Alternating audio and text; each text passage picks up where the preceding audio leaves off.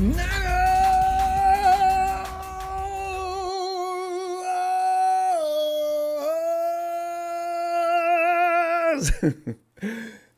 fam, it's good to see you again, fam. God, Michael Catanzaro, man, I'm amused, man. He's in Connecticut and it feels like spring. And also, Mike, you should try for that DC position. Hey, Kyle wouldn't fire you. Fam, speaking of which, though, who is the one? All right, because I'm 3 weeks since Super Bowl 58, 49ers continue to search for a new DC. I thought it would have been done by the time the combine started, so Kyle could bring the guy into the combine and can get more further familiar and look at candidates and have those kind of discussions that you got to bond up with your people, right? No, and Kyle didn't watch the combine. I didn't either. I haven't been. But it's not. Listen, here's the thing. The Niners will have a lot of anxious attention on this fourth defensive coordinator within the last 5 years. Boy, 5 years, 4 coordinators. But it's a tribute to how good that defense has been. We can get used to DCs that are so good that they continue to lose them to head coaching jobs elsewhere due to the fact they brilliantly steered the Niners defensive unit to glory. But fail is not an option, fam. This roster is way too talented for you to be sucking. I mean, we didn't. We fell down in some categories this past season that you got to grimace about, but it wasn't. 14th in passing yardage was defense against passing yardage was not good. That puts us in the middle of the pack, right? So tonight, going to the phones to go over some of the names of the candidates the Niners are currently looking at for your take on the matter. That absolutely has to end on a positive. Please. Also, I'm just setting the table, fam. Combine is not off limits. And any other football goodies you want to bring up, do so. This is like, just getting together with you is all I wanted to do anyway. You know what I mean? Because I'm still feeling a little hollow inside about what happened. I don't know what to think. I don't want to question, your faith or mine. And I'm thinking, how do they go back? We had a great team. I know I said I wouldn't talk about this anymore, but we had the team to win. There was no force that could stop that 49er unit where it was assembled. The talent just was there. And then you take the Chiefs, who had a year off, basically, from their talent. They just got rid of Valdez-Scantling, which is pretty funny. But what's the other guy that dropped the ball even more so, wouldn't even let him play during the Super Bowl? They're not going to get, from the Raiders, they're not going to pick up, you never know. Devontae, nah. Devontae Adams could not end up in Kansas City. Okay, that's all there is to it. There's some other receivers around the league I don't care how good they are. Stephon Diggs, you don't like in Buffalo, go ahead. But no, not Devontae. Devontae freaks me out. We got former Chargers coach Brandon Staley and 2 unknown minority coaches are going to go up against the current members of the 49ers staff to fill the team's DC vacancy. GM John Lynch said on just past Tuesday at the Combine that the goal is to maintain the framework of what the 49ers have implemented with their defense over the past 7 years. Saying, quote, we like who we are, what we do as a defense. I don't think we want to have some wholesale departure from that. We like the style that we play, a 4-down front that attacks. Having said that, I think you always have to evolve, and you look at an opportunity like this to look into the different ways that we can evolve. Oftentimes, a lot of these ideas come up in these interviews, unquote. Yeah, I imagine that Steve Wilkes came in with some things that he thought he might want to implement into the program. He probably did a few things, and then, of course, they didn't work well out with people like Fred Wilson. Let's see, who else? Fred? Nick definitely wasn't happy. Nobody else was adamant about that, though. But Warner wasn't really loud about it, but he supported. I think he was, Meanwhile, Coach Shanahan has already interviewed Nick Sorensen, the Niners defensive passing game specialist, for the job to replace Steve Wilkes. Shanahan told NBC Sports Bay Area that he would interview 49ers defensive backs coach Daniel Bullocks this week for the opening as well. In addition, the Niners observed the Rooney Rule and interview two outside minority candidates designed to make high-profile positions more inclusive. Yeah, you know what really got, I had to laugh, and a lot of people don't think it's funny, but I thought it was hilarious. The D.C. candidate who officially interviewed so far, though, includes Joel Alexander, Daniel Bullocks, Nick Sorensen, and Brandley Staley, and Dave Merritt. Dave is he pissed off a lot of 49er fans. I thought he was hilarious. He came down on Kyle like a rainstorm. I mean, Merritt apparently didn't support Shanahan's firing of Steve Wilkes, but he didn't mind accepting an interview. That's why I'm a little confused. He recently participated in a radio interview on the sports show and attributed at least part of the blame for San Francisco's crushing defeat to the Shanahan's offense. Now, Merritt was, of course, the DC I think he was a secondary coach. Did I mention that? Yeah, he was the secondary coach for the Chiefs. And he points out their offense went 3 for 12 on third down. Our offense went 9 for 19. But if your offense is going 3 for 12 on third down, is that Wilkes' fault? Now, we've asked this question ourselves. If your tight end, who's all pro, Kittle, only has one catch for 4 yards, is that Wilkes' fault?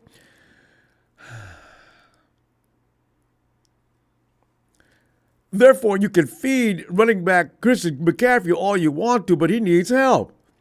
And then number 11, who was trying to fight all game, Brandon Ayuk, you call him Mako, whatever, I don't know. He only got 40-something yards. Was that Wilkes' fault? So I just say that there was something going on before, unquote.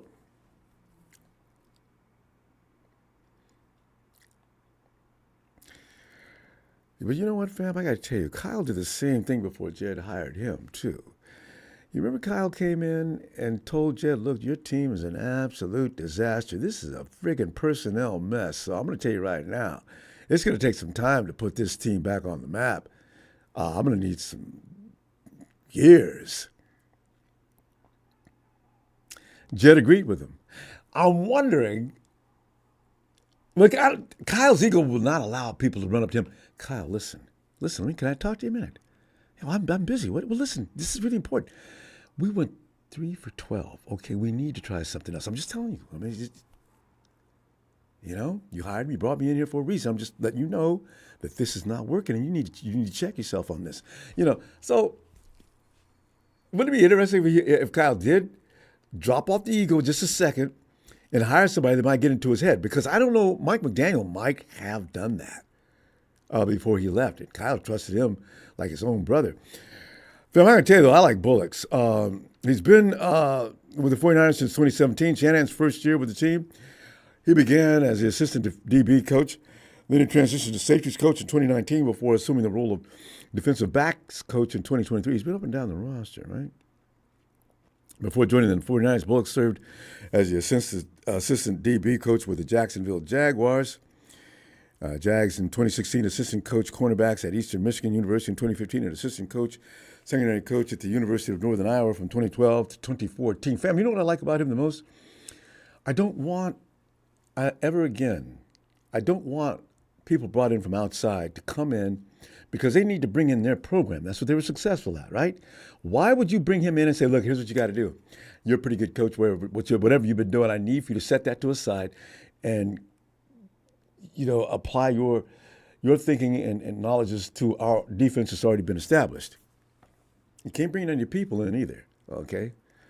You've already handicapped that person before you brought him in here. And Brandon Staley need not be, it's like that, what's that song? Fine, everybody. Certain persons need not apply. How did Brandon Staley's name get on that list? Anyway, don't bring anybody from outside in. Let's bring Bullocks in. You can keep, also, I don't care about Nick Sorensen's fine. Just don't bring people in and say you got to do what we already do. You're not bringing any of your people in. Anything you've learned and done down through the years and made it work to perfection doesn't matter. We want you to continue to do what we do. That's just ridiculous in the first place, and they should have never done that. And then the guys on the team don't get along with him, from what's being said. So it was It was an implosion before it even got underway. Damn it. God, just the stupidest thing. And now here we are sitting back, a second Super Bowl with one of the best teams we've had in God knows how long, and they lost. The hell they lose. Let us go now to Tennessee. Tennessee. Papa Dragon. Pop. Get in there. What is up, Ronbo? I could not disagree more. Okay, go ahead. Just straighten me out. I'm not going to straighten you out. I'm just disagreeing with you. I'm not saying that I'm right. I'm not saying you're wrong. I just disagree. All right. I believe if it was me, I think it's all about getting the team better, is it not? True. I've got no objection to that. Isn't it about getting the team better? Please. Right. What if you hire? What if the defensive coordinator hire that you made makes the whole team better? Oh, think about it for a second. Kiss his feet. Yeah.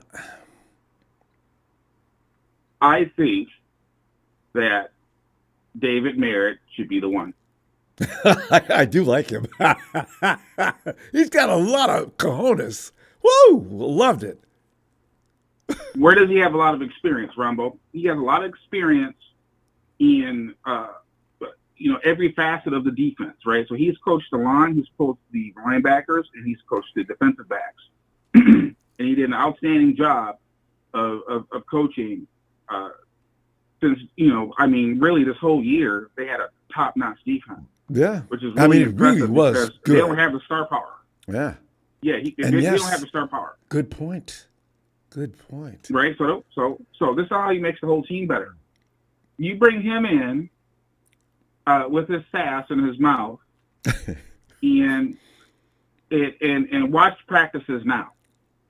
Watch what happens when Shanahan has free blitzers coming in practice. Remember, they had to coach and prepare with Patrick Mahomes on the field.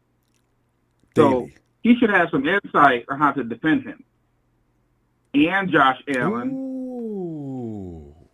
You see where I'm going with this? Yes. All the best teams are in the AFC, right? Mm-hmm. So if you want to make your team better, iron sharpens iron. Yes.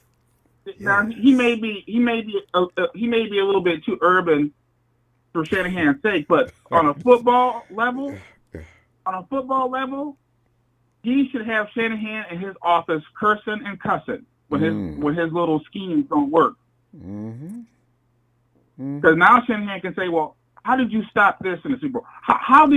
When did you know to do that? How did you take that away? And blah blah blah this blah that." You see what I'm saying? Pick his brain, and it'll help Shanahan as well. It helps him get better. He needs to get better, or he needs to get another offensive coordinator that's better than him. Right now, we all know he's not giving that up. He's not giving that up. He's not giving up Juice. He's not giving up Debo. He's not giving up a lot of stuff, Ronbo. But there's ways to work the system, right? Yeah. For example, Juice, he's due to make about $8 million this year. He's going to get that money. We already know he's getting that money. So what you do is you take his salary, okay, you cut it to the vet minimum, take the rest of that salary, and you give it to him in a workout bonus. Yeah. So I'm just giving you this money because it's you. Yeah. We need a Harvard man on the team. And cap relief. Now you got $8 million. That's what I'm saying. You got $8 million there. Do the same thing with a lot of these guys. Armstead, you can do the same thing with Debo. You can do that and free up. They can free up $96 million in cap space. 98. Like that with 4 players. Mm-hmm. Yeah. So it's all about what's the end goal. The end goal is that, look, we were 3 points away. Imagine if we had a defensive insight on what to do and how teams are messing up our little compact formations and how they're getting 3 runners at the quarterback. That's these guys. Philly started it, but the Ravens and Kansas City continued it. Mm-hmm. And it's called did it better. Evolution. It's called adapting. Mm-hmm. Exactly. That's why I think you do that. If you hire someone internally, okay, to continue what we've been doing. Yes. Yeah. The prerequisite for the internal guys is this: we're dominant in the NFC. We routinely get beat by the best teams in the AFC. Is that true? Isn't that the truth? Jamal. And don't people pillage our team for Lamar coaches? Jackson just owns the 49ers, as does Patrick. And that's got to stop. Patrick, Josh Allen. He beat us up last time we Joe seen him a few Burrow? years. Yes. Joe. No, we got Joe. We're 1-1 with him. Same guy in. Right. We bring the same guy in, and what's going to happen? We bring somebody from our team in. Basically Shanahan wants a cheerleader on the sideline. Know your role, shut your mouth. That's what he wants on the sideline. Kinda. Right? Run the system the way that it's in place. But what if you had that guy who just whooped you? Now what you gonna do? When he walks onto the play field and he sits there and says, "Oh, I'm kicking your ass today." That's how the Lions got better faster. Yeah. Because the offensive and the defensive coordinators are going at it. Like, I'm getting that ass today. Oh no, you're not. Well, remember Saleh used to do that to Shanahan too, because Saleh's a brilliant guy, and even though he didn't have a lot of experience, but they used to work him. They were younger then too, though. Yeah, they're friends though. You know what I'm saying? That they go way back. So he's had this history of hiring friends, but he's run out of friends. You see what I'm saying? Yes. All his friends are gone. Yeah. And none of them show up at the combine. They're probably a combo together. Point is this, Ronbo. If you want to get better, yeah. Iron sharpens iron. I believe that David Merritt is the man for the job. He is the man for the job. Somebody with AFC insight. Oh, how did you beat Lamar Jackson? How did you beat Josh Allen? That's the guy you want. I agree. That's who you want. I agree. And go ahead and do not be afraid of him coming in and going ghetto on you. And you named your child after Lil Wayne. Come on, man. That. Yeah, No, you can't be afraid of that. No. People come from all walks of life. It's just the reality. But just because someone talks a certain way does not mean that they have less intelligence. Absolutely. They have an ultimate high IQ and can barely speak English. I've seen it. I've seen it here. I've you seen and it me here both. all the time. Listen, some of the them. Time, some of them dope dealers you see out there. Some of those guys are geniuses, but they just don't have direction. I don't know about dope dealers. I was talking about drag car drivers. Oh. Drag drivers. I wish I had a film of this. This one dude, it looked like he lived in a doghouse in a junkyard. But he was everybody on the track every day with junkyard parts. Bob, it's always he's whooping everybody on the track with a $5,000 car. I'm not surprised. We got to pull up. I won't be back till next Sunday. The off-season life is wearing me out. I'll get out of it soon, though. But I'll see you next week. Let it go, Ronbo. Let it go. Hey, Ronbo, it's over. I know. Okay, you're blessed. You're blessed and you're loved. You gotta let it go. You can't control what you can't control. Right? Amen to that. Right. So the quick shout out to you, quick shout out to the Big Show, to Jalen, to Tony Down Under, to Tony in Atlanta, Dre, Kill Pill Phil Ellis, Sharon's mom, Evan, Alan, Jack, the Dark One, Fist, Sandwich, Frank, Emilio, That's and amazing. Donut and his crew. I'm out. All those names. Bob, appreciate your fam. I'll see you next week. All right, man. Make sure you guys like and subscribe. Thanks, Bob. Let's go check out. Hey, yo, Michael. Hey, Ronbo. What's up? Michael, man, just looking around at 49ers, a red and gold situation as it is. Oh, yeah. Still figuring out who's going to be the next defensive coordinator. Today, it was so beautiful out to play football with my nephew today. It felt good. Yeah, I know, right?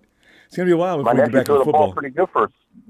Yeah, he's still 7 years old, throwing a good football player. I was like, good boy. All Practice. right. Get him going. I want to teach him to play quarterback. I want to teach him because one of these days, maybe I'd like to see him. Is he going to be a big kid? For the 49ers someday. Yeah, is he going to be a big kid? Yeah. Well, listen, if he's going to be... Yeah, but the thing is, if he's going to be 6'3", 6'4", and you can beef him up, let's make him an offensive lineman. Make him a tackle. They're so valuable nowadays. We can't, there's not enough of them. I mean, my dream for my son, I want to, if I ever had a son, I would have him play quarterback like I did. If he wants to play offensive lineups, will practice. Yeah. You know, like they did with the Little Giants. Get those pads and Oh, yeah. No, but I'm just still waiting to see who's going to be our defensive coordinator. I mean, like Papa Draga said, yeah, that guy's pretty good. No, I heard of him. He's pretty good. No, we need somebody that knows a little bit about the AFC teams. You know what I mean? The study, you know what I mean? Like, isn't that true? Good. I never thought of that. We need a guy that knows more about Mahomes, Allen, you know, the AFC, He needs to be like, because we get a guy from the NFC, he just get another NFC quarterback. Because the Chiefs are going to own an AFC. Yeah, the Chiefs are going to own the AFC and the Super Bowl unless somebody stops them from the NFC. Who's that going to be? Right now, there's no team really capable of that. Yeah, so. Nope. Yeah. And then there was talking about rumors about if the 49ers, the same Darnold signed someone else, maybe the 49ers trade for the Jets backup quarterback, the guy from BYU. He's not. They were talking about the. No. Yeah. That's a joke. That's not going to happen. Why would the 49ers go after Zach? I don't know, but I don't know, but maybe. No, why? Sure. I don't know how he looks on offense. Michael, just why? Why would you go after Zach Wilson? There's other players that are way more valuable or important. I know. When I saw that, I fell laughing. I said, why do we want somebody like him? If we wanted him, I would have drafted him over Trey Lance. Yeah. Or if you want him, you could get him for dirt cheap right now. There's no need to speculate. If you want him, go ahead and get him. The Jets would give him to you and say, listen, thank you very much. Yeah. I want to re-sign Darnold. That's the guy I want to sign back, Darnold. Give him back. Bring it. I like the kid, Darnold. Southern Cal, USC. I like to bring him back. Let him have another year with us. See, He wasn't that bad either. Some people came down on him like what are you complaining about? Is he that bad? I don't see anything that bad. Preseason, I thought he looked pretty good. He made that one mistake against Baltimore or some game. He handed the ball and he fumbled it. That's one mistake. Well, that's from not being out there. Yeah. So. Yeah, we've seen a lot worse than that. Yes. So look at Jimmy G. Yeah. I mean, look at Jimmy G, for example. Look at some of these other guys, Mole and all these other guys we had in the past. Well, I don't put G in that group, but still, Darnold's not bad as people made him out to be. So, they make him like the criminal, like he is. He's not. He's a good guy. I can see he's smart kid. Yeah, as a backup, not a bad idea. Yeah. And then I'm hoping that we sign Ayuk. That's the main thing. I want to put the money into Ayuk. Put the bank in there. Put the money in there. But I heard Ayuk and Jennings might get the extension, maybe. Those are the two receivers. I heard rumors that they could be Jennings, paychecks. No. Yes. No. The 49ers know they have to keep him. No, the Niners know smart and can maybe re-sign Juice. Shanahan needs a little bit of juice on the side. Yeah, from what he does. Ballerina juice. I love to keep Juice another year or two. I love Juice. I don't know, just play Juice. Yeah. So I mean, my daughter, my daughter said, "You got to watch it, Dad. You're gonna have a tough AFC games next year. You're gonna have a lot of tough games next year." I said, "Yeah, but you know what? It's good for the test. This is how you get better. Play the hard teams. Hey, we're gonna have to beat them again, maybe in the Super Bowl. One of these teams will probably beat up in the Super Bowl. We don't know. If we make the Super Bowl, we're gonna either face Kansas City again, maybe Buffalo." Don't forget Baltimore. Maybe Miami surprise. The Ravens may finally we're not playing Baltimore next. The Ravens might get better. Well, we're playing Kansas City next year. See, that's another thing. We're playing Kansas City. I hope we beat them for a rematch. I just want to take Mahomes out. Every time I look at him, I think about his brother, the criminal boy. It's like you see them. It's like you got flashbacks. It's like, oh, Mahomes, you got to go down. It's like that Mike Tyson punch out. You got to go down. You got to go down. Yeah. And you get a shout out to Tony Wright and Atlanta Falcons. I wonder how his team's doing for the scouting department. I wonder who they've been looking at. I'd like to find out from Tony who Atlanta been studying on the combine. I see a couple of the guys that the Niners were looking at. I'd like to know what Atlanta was studying. Well, I heard some things, and Russell Wilson's on the table now. There's a couple of quarterbacks they were looking at too. Tony, he'll. Was it Kirk Cousins one of them? No, Michael, would you take a shot with Kirk Cousins? He's just coming off that tear. Wasn't that an Achilles? Would you? I don't know. I guess not. I don't know. Maybe I don't know. But he's up there in age now, so it's got to be a risky thing. Yeah, I would say, maybe. I don't know. I don't know. Maybe Atlanta needs to look at bringing another rookie quarterback. I don't know. That's tough. They could bring Russell, but if they don't get Russell, who are they going to go after? Hey, how about Jones to the Giants? Rumors the Giants could move up for a quarterback, and maybe Jones could be available. Yeah, there's a number 4 guy on the draft that people are looking at.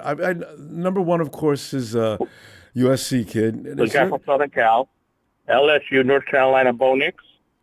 No, not Nix. There's a 4th guy, Bo and Nix, somebody thinks the Falcons may be in the market for him. We need Tony on that one. The guy from Washington, maybe Penix? I don't know. Michigan guy? The Michigan? Maybe the Michigan quarterback. The Michigan thing sounds familiar from what I was listening to. Michigan quarterback. How does he look? He looked all right. He won the ball. He looked good, but he looked good in college. We'll see how he looks in the pros. Yeah, you know? There's a story. It's different. Go from college to pro, Ronbo's It's a different scenery. You go from college to pro, man. Well, yeah, we found that out the hard way. Really different. Look at the class with Trey Lance's class. Only one good quarterback. That was Lawrence. Everybody else was all garbage. Yeah, the Division I. You look at it. You look at it. Trey Lance went bye-bye. Wilson for the Jets looked bad. Fields going to be going bye-bye. He might go to Pittsburgh. He looked bad. Yep. Anyway, Michael, we got to pull up. I'll see you next week, and it's something should develop between now and then. I'm a shout out to you and your family, and a shout out to Sharon, Big Joe, and all the guys, man. Thanks, Michael. Appreciate you, fam. Shout out to your daughter too. All right. And I'll shout out my girlfriend, my daughter. Well, you too, buddy. All right, Michael. And Jack, come on in, Jack. If it ain't broke, don't fix it. Looks like we want our linebackers coach. We want a Robert Saleh linebackers coach for I think it was Seahawks and Jacksonville, and then D'Amico, who was a former linebacker, and then a linebackers coach, right? And now we got a guy, Jeff Albrecht, who I'm hoping we get, because if it ain't broke, don't fix it. But Jack, is that the question though? Is it broke or not though? Because we can't continue to lose to Lamar Jackson and Patrick Mahomes, because they're going to continue to be the obstacle for a long time. I got a feeling so. Yeah, but that's what I'm saying. If it ain't, don't fix it if it ain't broke. I mean, go with what you're happy with, what we had, what the players were happy with, which was a linebackers coach, and you got a former 49er, Jeff Albrecht, with the same system, because you don't want to change the system up with the Jets. But we're also, I believe, we're interviewing their DBs coach, who was with Shanahan in Atlanta, and that guy has been a DC somewhere, supposedly. So the defensive back coach of the Jets is kind of got me put that light bulb moment. But even the Chiefs DB coach, I'm kind of feeling PJ what he said earlier. Shit, man. I mean, it is. Let's just go. If we'll go in house, let's go and let's get this thing done. So we could have these DC. At the combine, with sitting there with Frank Gore, because Frank Gore's looking lonely. Did you see him at the combine? He's probably in shock like the rest of us. Do you find yourself walking around in the fog sometimes? I just knew we were going to win that Super Bowl. And the shock at the end, I haven't really shaken that off yet. Frank's probably going to say he was really bothered by that, as was DeMeco Ryans. DeMeco Ryans was sick. And he says, you know what? That game would have been different had Dre Greenlaw been able to complete it. Because you know what? Travis Kelce did not have no success in the first half. Dre went down. All of a sudden, here comes Travis Kelce. He's right. Oh, my God. These things happen to the 49ers. We did a great job. We did do a good job on him. You know what I'm saying? But we better interview Frank Gore's son like we did Jerry Rice's son. We had a formal meeting with they did talk to Rice's Brendan son. Rice. They talked to Xavier Worthy, had a formal meeting with Xavier Worthy and Leggett, the wide receiver from South Carolina, who's like a bigger Deebo Samuels from South Carolina as well. I really like Xavier Worthy from Texas, the wide receiver, the shiftiest, one of the shiftiest wide receivers in the country. He says he could beat the all-time 4.22 Ross's record and the 40-yard dash. Let's see when the wide receivers run. But yeah, Troy Franklin isn't my only guy. But you know what I'm saying? They also had a formal interview with Kool-Aid McKinstry, the cornerback from Alabama. Now I know his name sounds cool. I like it. And he's an Alabama cat, but he's grabby. I looked, half of his plays, Ronbo, would be called in the NFL for a flag, and we don't want another Ambry Thomas if we go to the Super Bowl. You feel me? No, I do. I want a sticky cornerback, and they got some. This draft right here, Ronbo, this draft right here is stacked. It's stacked like a Cadillac, baby. Those offensive linemen are plentiful too. Yeah. So I'm not going to be mad if we trade back. Listen, let me ask you this, since you're watching college football. How about defensive back Max Melton? The 49ers have met with him several times. Does that mean anything? Max Melton, the cornerback. Yeah, he's from Rutgers. Yeah. The 49ers have met with him over and over. That boy's a problem. He's a problem. I'm telling you. He's aggressive, good tackler. You know what I'm saying? He ain't gonna close his eyes when he's coming downfield to tackle and the run support. That guy's a manimal. I feel you on that. So we need dudes like that, man. We got to get guys that I think the Kansas City Chiefs had the best tackling defensive backs in the NFL, and they show that. So, you know, we need dudes like that too that ain't scared. And yeah, man. So I just feel like, you know, we need to get DC in the building as soon as possible. You know, cut the crap. Which one are you like? If you like the one in building, go get him. And if you like the former DC who I'm not high on with the Rams, what's his name, Ronbo? Rams cornerback or the Chargers? The Chargers. The coach, Brandon Sterling. No, you're not Brandon. serious. Yeah, I'm not high on him. But if you like him and that's your guy, figure out who your guy is. Get him to the combine and let's get him in the building because it looks like shit. We might be going wide receiver, cornerback, one of these playmakers from what they're tight end, formally interviewing. Yeah, the 49ers looked at a lot of tight ends too. You know, it's hard to get a beat on where their priorities are and what's going to happen in round one. Jack, what's going to happen in round one? This is what's making me crazy because after seeing the offensive line, and by the way, Feliciano, 49ers said forget about that. We're welcoming Feliciano back. I said, thank you, okay, because he was right. Burford messed up. So, yeah, but defensive backs and tight ends. If a premier offensive tackle like a Mims or a Guyton or even the one from Arizona, Morgan, if one of these premier offensive tackles don't fall into our laps, I see them trading back. I see them trading back, going to like 34, 35, maybe even to the late 30s and picking up another late second rounder.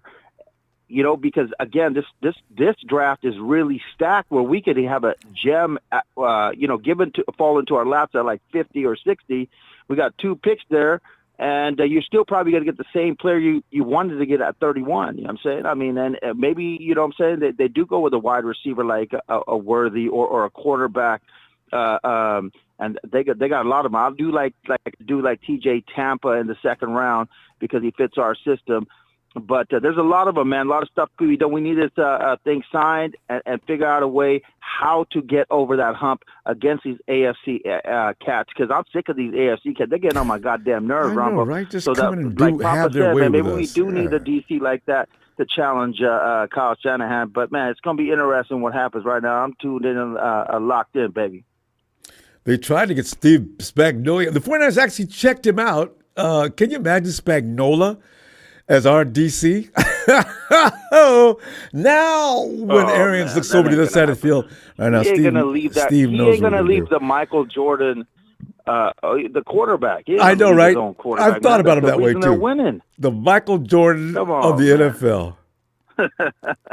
Pulling out hat tricks. They got lucky, though. That's what really bothers me. And that luck is usually on the side of a champion.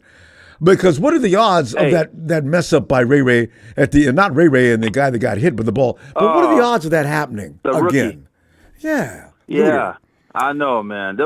It just but finish it off real quick. Finish it off. Let's just not let Shanahan get an early round running back. At least minimum 5th, 6th round is when he can draft a running back. And let's not let John Lynch get happy feet over a defensive lineman. That's all I'm saying. Besides that, they can draft whoever the hell they want. Yeah, that's on the menu. And it's already speculated the 49ers are going to try to improve that defensive line because you and I both know they can't re-sign all those expensive guys, and they're not happy with Jackson. Yeah. I don't care what they say. They're not happy with him. And so, you know, get a first defensive round. lineman if you want to in the second, third round, like a Aurora, that dude from Nigeria, Aurora. Oh, man, that guy's I like a the monster, Africans. dude. Yeah, get me an African in here, man. Yeah. If he's not Polynesian, get me an African. Or that Fisk. Or that Fisky guy from Boston College, that white boy on the defensive tackle that ran a 4.77. I mean, he got that country strong. build. You know what I'm saying? That you know what I'm saying? Like that cowboy. Lineman? Remember Justin Smith? We had Justin Smith. That cowboy. That country strong, swollenness, and he's fast and physical. So we need somebody like that to turn up, man, because we also need help on the D line, interior mostly. Just give me a chaw between his free cheek and then let's get these old tackles. You know what I'm saying? Some veterans in there or whatever like that, man. But man. Jack, good stuff. I'm gonna be laughing, Ronbo, if he goes Chop Robinson and he gets another defensive end. I'm gonna be calling in laughing. We're gonna be laughing together, man. I hope so because I will need something to make me laugh. Yeah, just give me an offensive lineman that's worth a damn this year. That's all I ask. Anything else you get is fine. Yeah, man. If he's like D4, then you know what I'm saying, get him. Otherwise, man, it is what it is. But yeah, watch out for that. Watch out for that guy, the defensive backs coach with the Jets, who has a previous relationship with Shanahan and working with them. And Jeff Albrecht's my guy, man. So don't fix something that ain't broken. Bring another linebackers coach in. Let's go. All right, Jack. Great. All right. I will see you next week. Just have a great week. All right. All right, baby. Lock her in. Yeah. Night, Jack. A good day, Jack. Jack's just getting started. Okay. So many things. I think we're going to be shocked on draft night. I really do. And with the 31st pick, the 49ers have traded down. What? It's going to who? Ketchum Glenn. Come on in.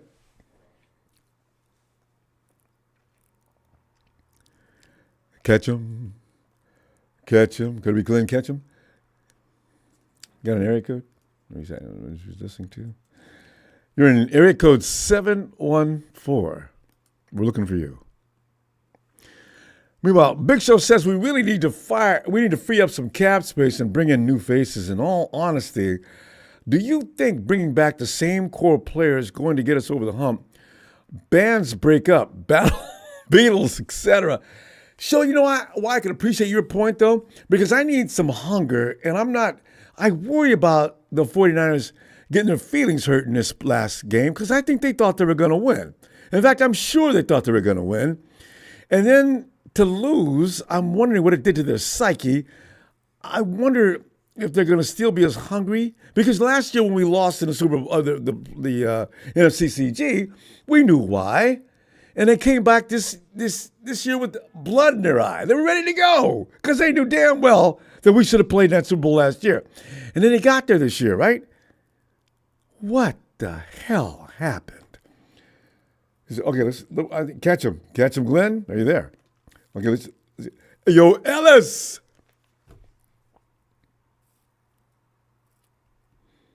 Well, I'm fizzled. What's happening? Ellis, man. Oh, by the way, I've been meaning to take myself off the quiet, but I'm going to do that. I've been tied up in a lot of things. I haven't gotten back to that. So if you're waiting for my response, I'm going to check that out as quick as possible. But in the meantime, we got a defense coach to bring in, and anything else you want to bring to the table, go right ahead.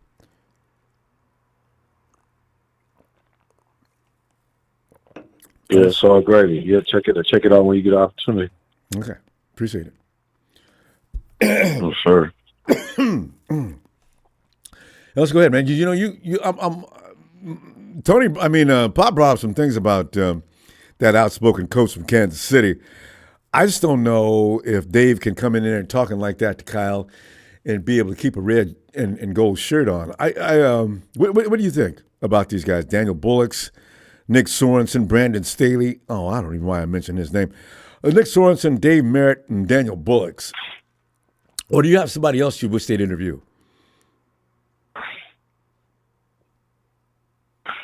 Man, at the end of the day, if they're not going to produce better numbers than Steve Wilkes, then what the fuck is it for? I'm leaning in that. Wilkes, was he fired unnecessarily? I don't, after 1 year? You should have gave him another opportunity. Had to sit down with him. But you know what the other let talk him build, was, get another opportunity, and then utilize the Because if Wilkes would have did good, if he would have had another season like he did this year, whether we went to the Super Bowl or not, he would have likely gotten a head coaching position, and we could have got a pick for that. You heard about what the players Instead said, of though, taking, right? Well, I mean, if you're Kyle Shanahan, do you go in and tell the guys, look, guys, trust me on this, okay? Let's just go ahead and stay the course. And coach is going to be in here for a second year. He knows you, you know him, and you guys don't feel free to talk to him about whatever you want to, and let's get this thing done. You know, would that have been a better idea, or what Kyle did, was that the best thing to do? I don't know what the locker room talk was. It sounds like it was severely bad. Let's see the problem with that question is we won't have an answer to that until the end of the season, and we actually see who he brings in and what they're able to produce. So this is a crapshoot, because if we're at the bottom of every category or most of the categories, or closer to the bottom, then he's going to be getting shitted on, and it's going to come raining down on him regardless. Now, Kyle, are you ready to put up 45? Or are you ready to put up 35 or more points a game minimum in order to compensate for what potentially your defense could not be doing? Are you ready for that? As Dave pointed out? I don't think you are. Mm-hmm. I don't think you are. So, I mean, but you know, Kyle's going to keep learning the hard way until he snaps out. I'm not going to call him a great head coach. I'm going to stop giving his ass credit and accolades until he wins a Super Bowl. Yeah, you'd be right to do that. I'm gonna stop giving. I'm not gonna give him. You know, I'm not giving him shit. I have expectations. Listen, you go to 3 Super Bowls. You win how many? You go to how many NFC championships? You win how many NFC championships to not have a Super Bowl? You can't get over the hump. You can't get if the game. Regardless of what plays weren't made by our team, our players, or personnel for that matter, and in conjunction of whatever fixes or whatever bullshit was in and adversity we were up against, if any of that shit has Kyle's name in it, then he is the blame. He's head coach. You stop running the ball. You stop running the ball in 2 Super Bowls. You blew 2 leads in 2 different Super Bowls as a head coach. You blew a 20-something point lead in a Super Bowl where you were the offensive coordinator. Okay, so I don't want to hear it. Frightening stat. I don't want to hear it, Bo. I'm tired of it. 3 times. I'm not giving him shit. I'm not giving him anything. I'm not great job. None of that. I'm not doing none of that. Just a little pushback on that, though. You know, they built this roster, him and Shanahan and the coach from Colorado. The GM from assistant. You know, they built a roster that we got to appreciate, though. I don't know. You know, Trent Baalke wasn't going to do that. You know, the guy we lost before Baalke might have been able to do it, McLuhan. But I just worry that, man, please don't get me a guy in there that knows football and knows players at least a little bit. Kyle is the only coach that I know who has this many players on the team and only decides to use 2 to 4 max. Okay, on the offensive side of the ball, I don't want to hear it, because if it's would Belichick have gotten us further to would Belichick have gotten us to the Super Bowl last year? I can't say that for sure. What I do know is if Belichick was in the Super Bowl with our team last year, we don't lose. I agree. I do agree. Belichick is not a loser in there. He's not gonna give the game away. He's not gonna give the opportunity for the other team to come back and beat him. He's not gonna do it. So whether that has something to do with defensive coordinator or what offensive play calls he's making, either or, he's gonna make sure that shit is airtight, and we're gonna close this thing out and we're going home with the Lombardi. You know, but I can't say that he would have gotten us there with that squad last year, because Belichick kind of seemed like he's falling apart a little bit, and I don't think it was the personnel. They had spent all that money on tight ends. They had some good running backs. Oh, yeah, they drafted some good. They had drafted some good rookies. They had some good players. So the last 2 seasons, I just think, you know, he was having a hard time for whatever reason. But if you can get us to the Super Bowl, Bill Belichick, I'll swap him out in the Super Bowl any day for Kyle Shanahan just for that one game. Give me Kyle for the season, get us there, Kyle, and then give me Belichick. We're going to sub you in for the Super Bowl. But I just want to mention this, though. You look at Bruce Arians, also Madden. There's been some great coaches down through the years, even Belichick early on. There's been some great coaches down through the years that did have the same Kyle Shanahan issue, and suddenly they became juggernauts. I don't know that Lombardi did himself, but it's amazing how it could turn around all of a sudden. And once they start winning, they continue to win. He just can't get over that hump, but he could get over it any time. Just saying. Yeah. Well, look, I want it to happen, but it's going to be on him. It's not going to be on any of us. We can kick and scream. We can talk as much shit as we want. He can get as much pressure at press conferences and have his feet held to the fire as much as possible. But if Kyle doesn't get his shit together, we're going to keep having the same reoccurring thing. I mean, it's not going to. He has to close out, Bo. He's got to close out. Okay, you start going to passes in the worst parts of the game when you're actually leading instead of running out the clock. You run out the clock. You've been known to hold the ball and run out the clock in the closing seconds in the last 7-8 minutes of the game as long as you possibly can and run the ball and run the ball and run the ball.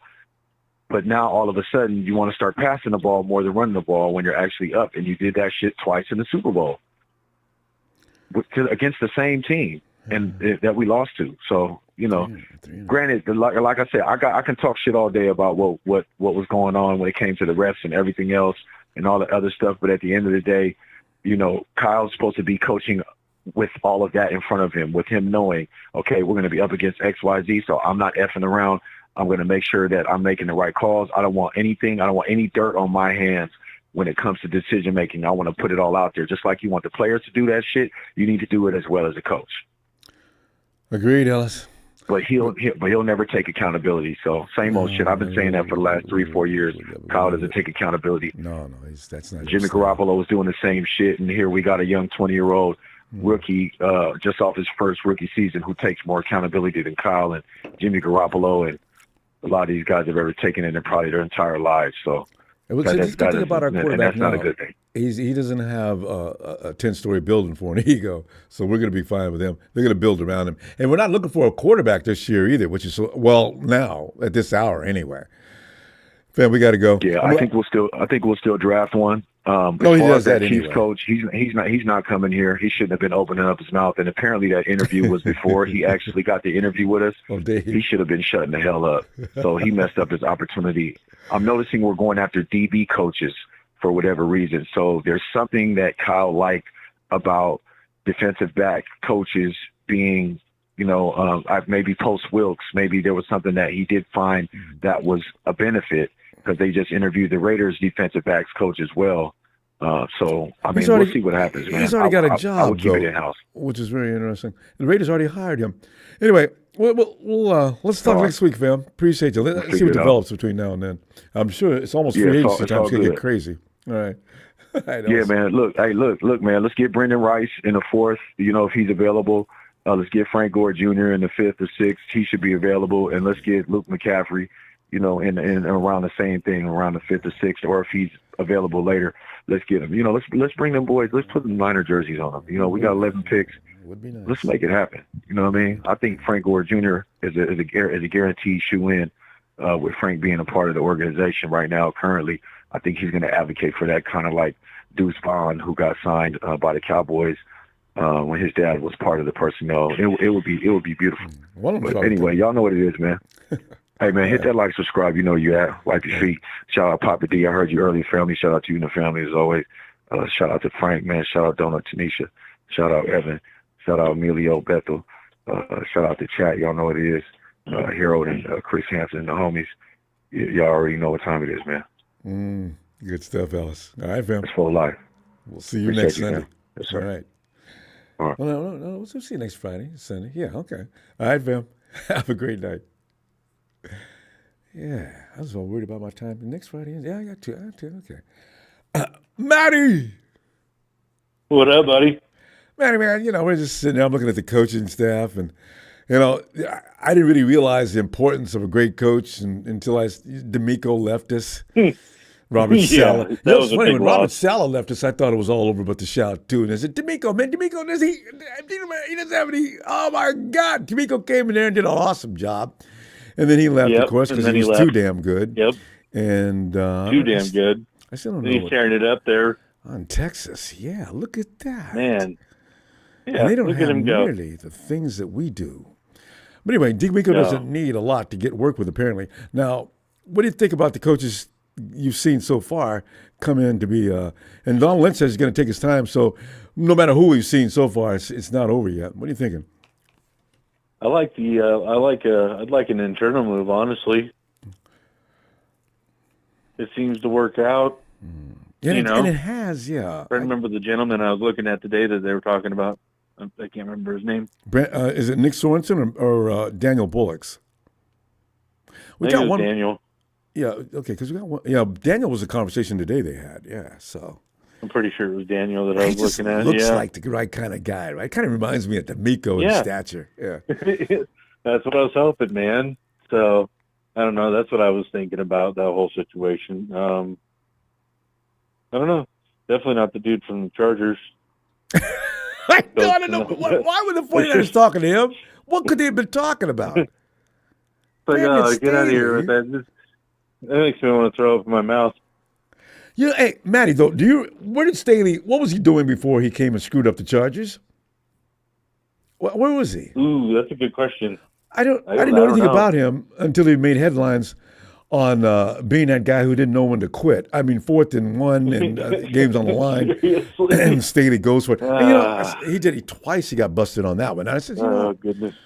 This dude. We don't need any of that around here. Well, he wouldn't be in offensive position. Nobody got time for that. But that means he's got same tendencies probably in defense as well. I don't know. Yeah, yeah. No, that's a hard no for me. Yeah, same here. So yeah. What do you think? No, when I saw his name, I was very disturbed. I said, why is Staley's name up on that list? I don't understand. Yeah, well, no, thank you.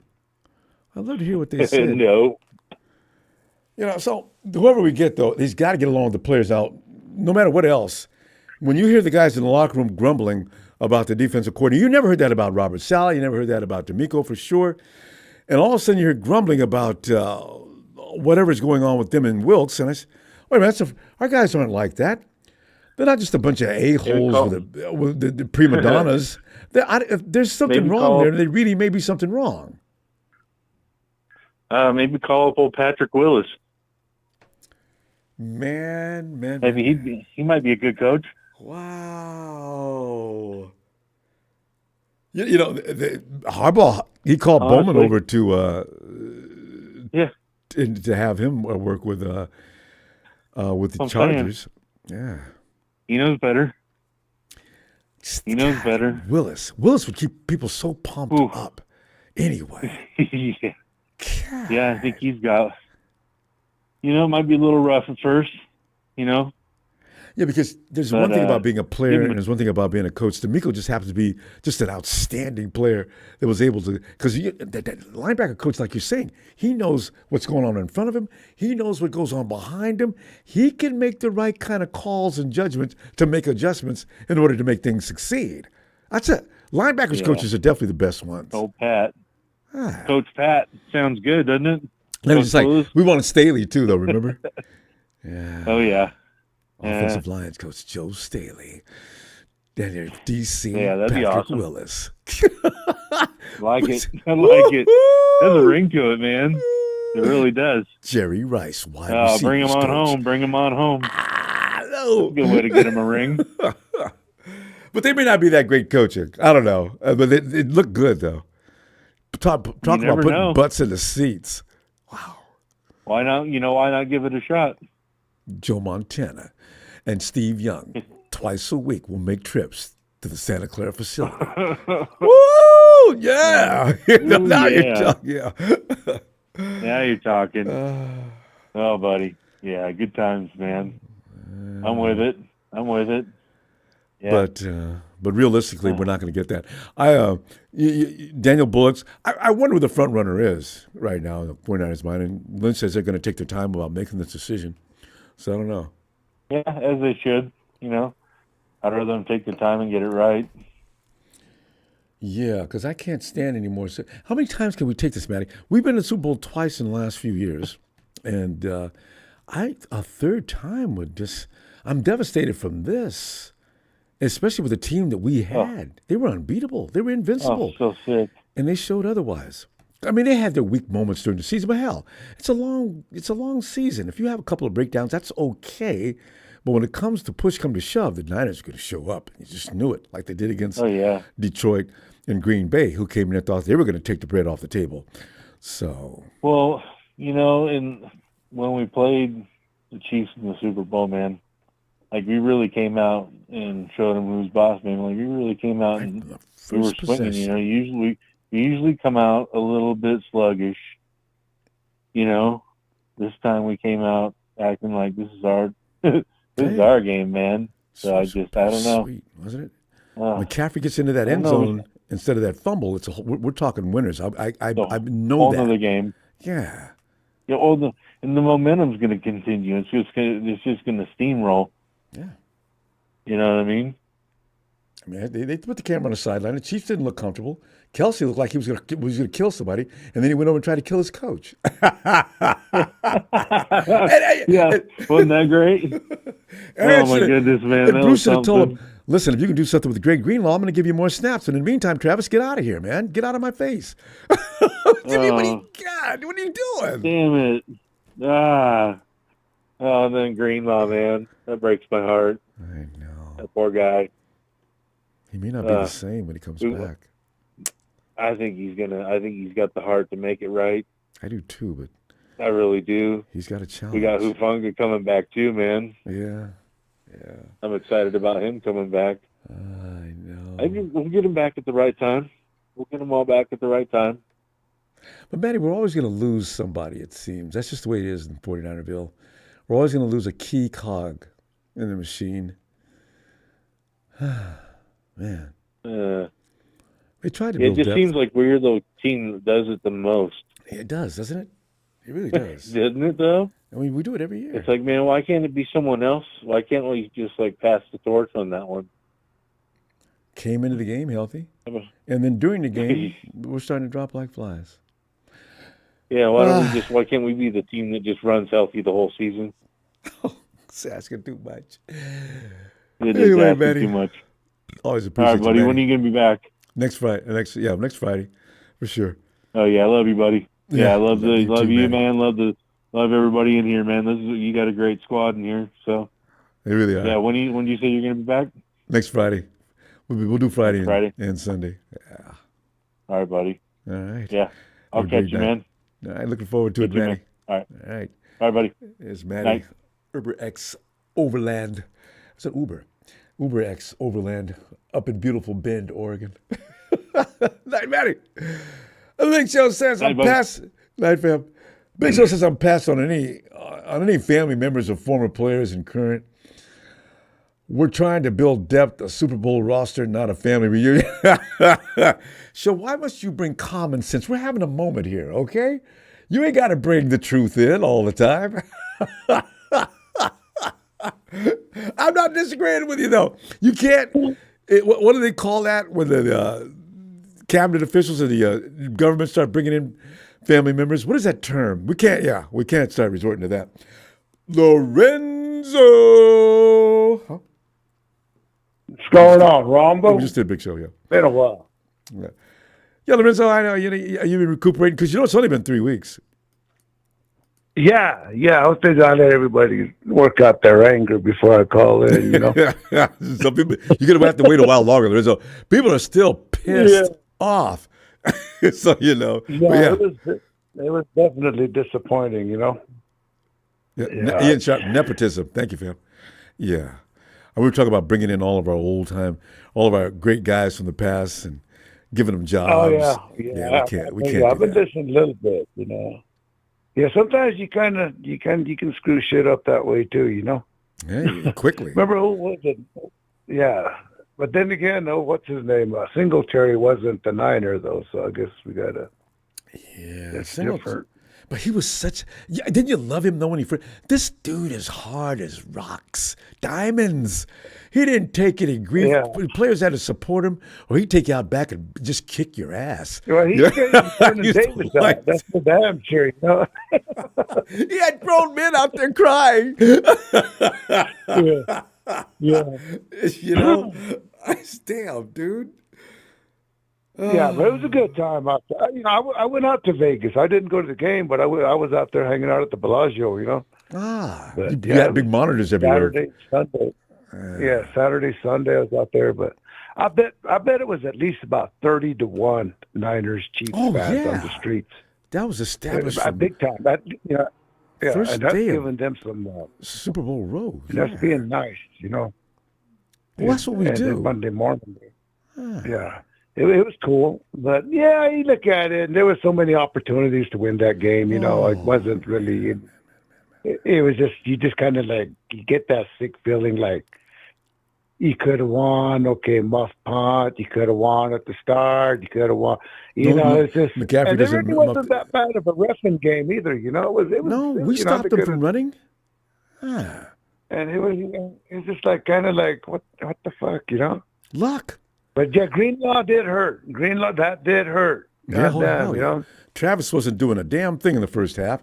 And then Greenlaw leaves. Yeah. And by coincidence, all of a sudden Travis Kelce's playing again? Oh, how come? No. You know? Yeah, and a few little, you know, there's a few little, you just kind of you just have to shake your head, you know. And people want to throw around the blame game, but, you know, it was all everybody. I mean, like, you don't, like even Bosa on that one or what's his face made that long run, you know. Yep. Nick know, contained. He played containment it. all day. Yeah, and for that one time. And then he went, yeah. But you know what I'm talking about, where he went for the I know running back. exactly which one you're about. And Nick knew it. You could see it on his face. Yeah. And, yeah. And that was like a big game. That would have been a game changer right there, you know. Yes. So you really can't say, you know, Kyle this, Kyle that. You know, you know what? I'm fucking Niner fan all the way. I wouldn't give a shit if we didn't make the playoffs. You know. No, I'm still going to support him. Same here. But I was tell everybody, oh, you're right, Lorenzo, and I'm like, you know, I said, you know, it's. You got to remember, my team, where we were there, you know, I said, I got an extra fucking overtime to talk shit, so fuck you, you know?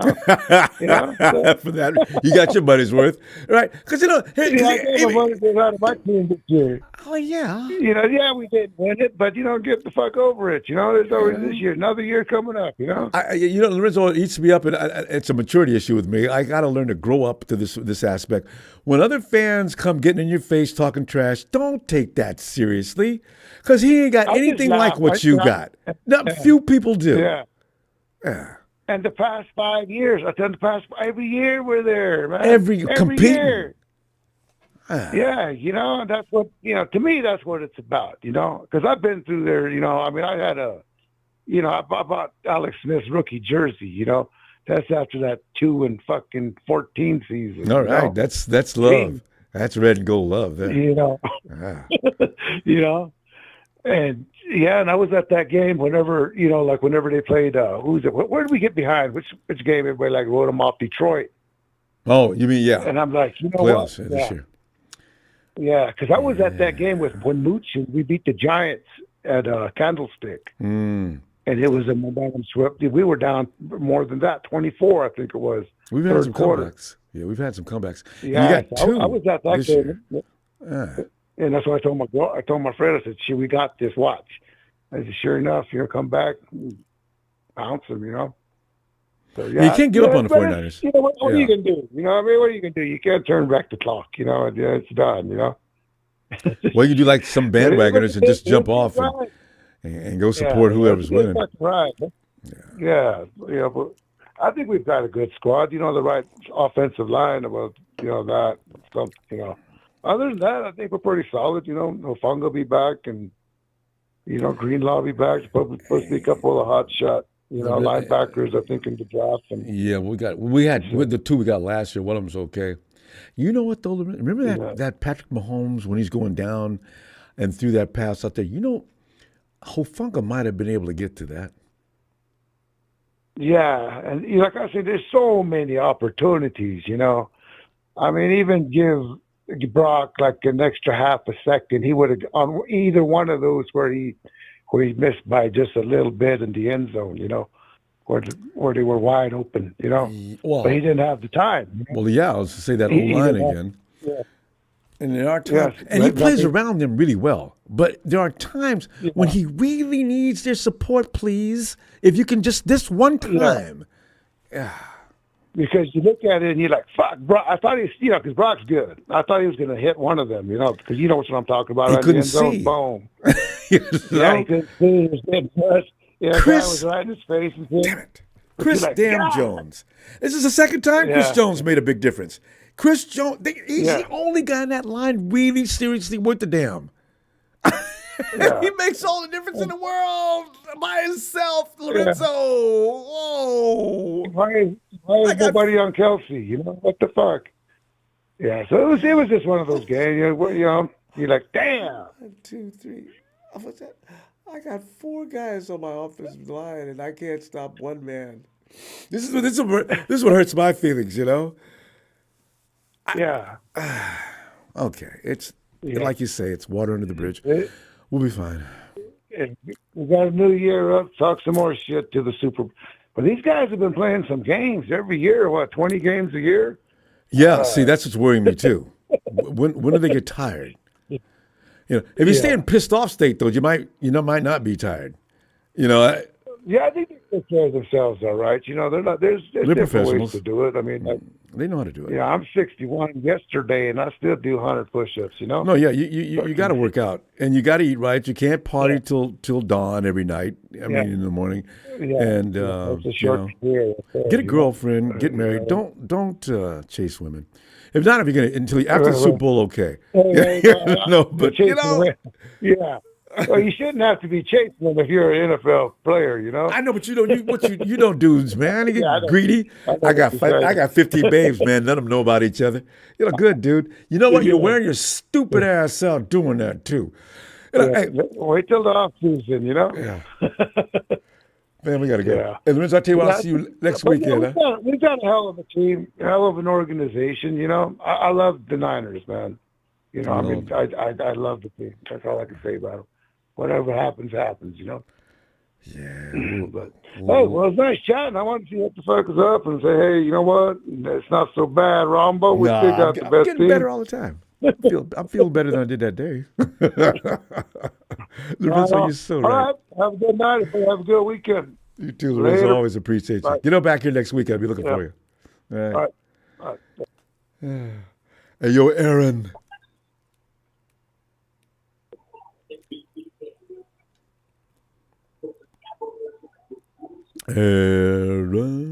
Aaron. Aaron.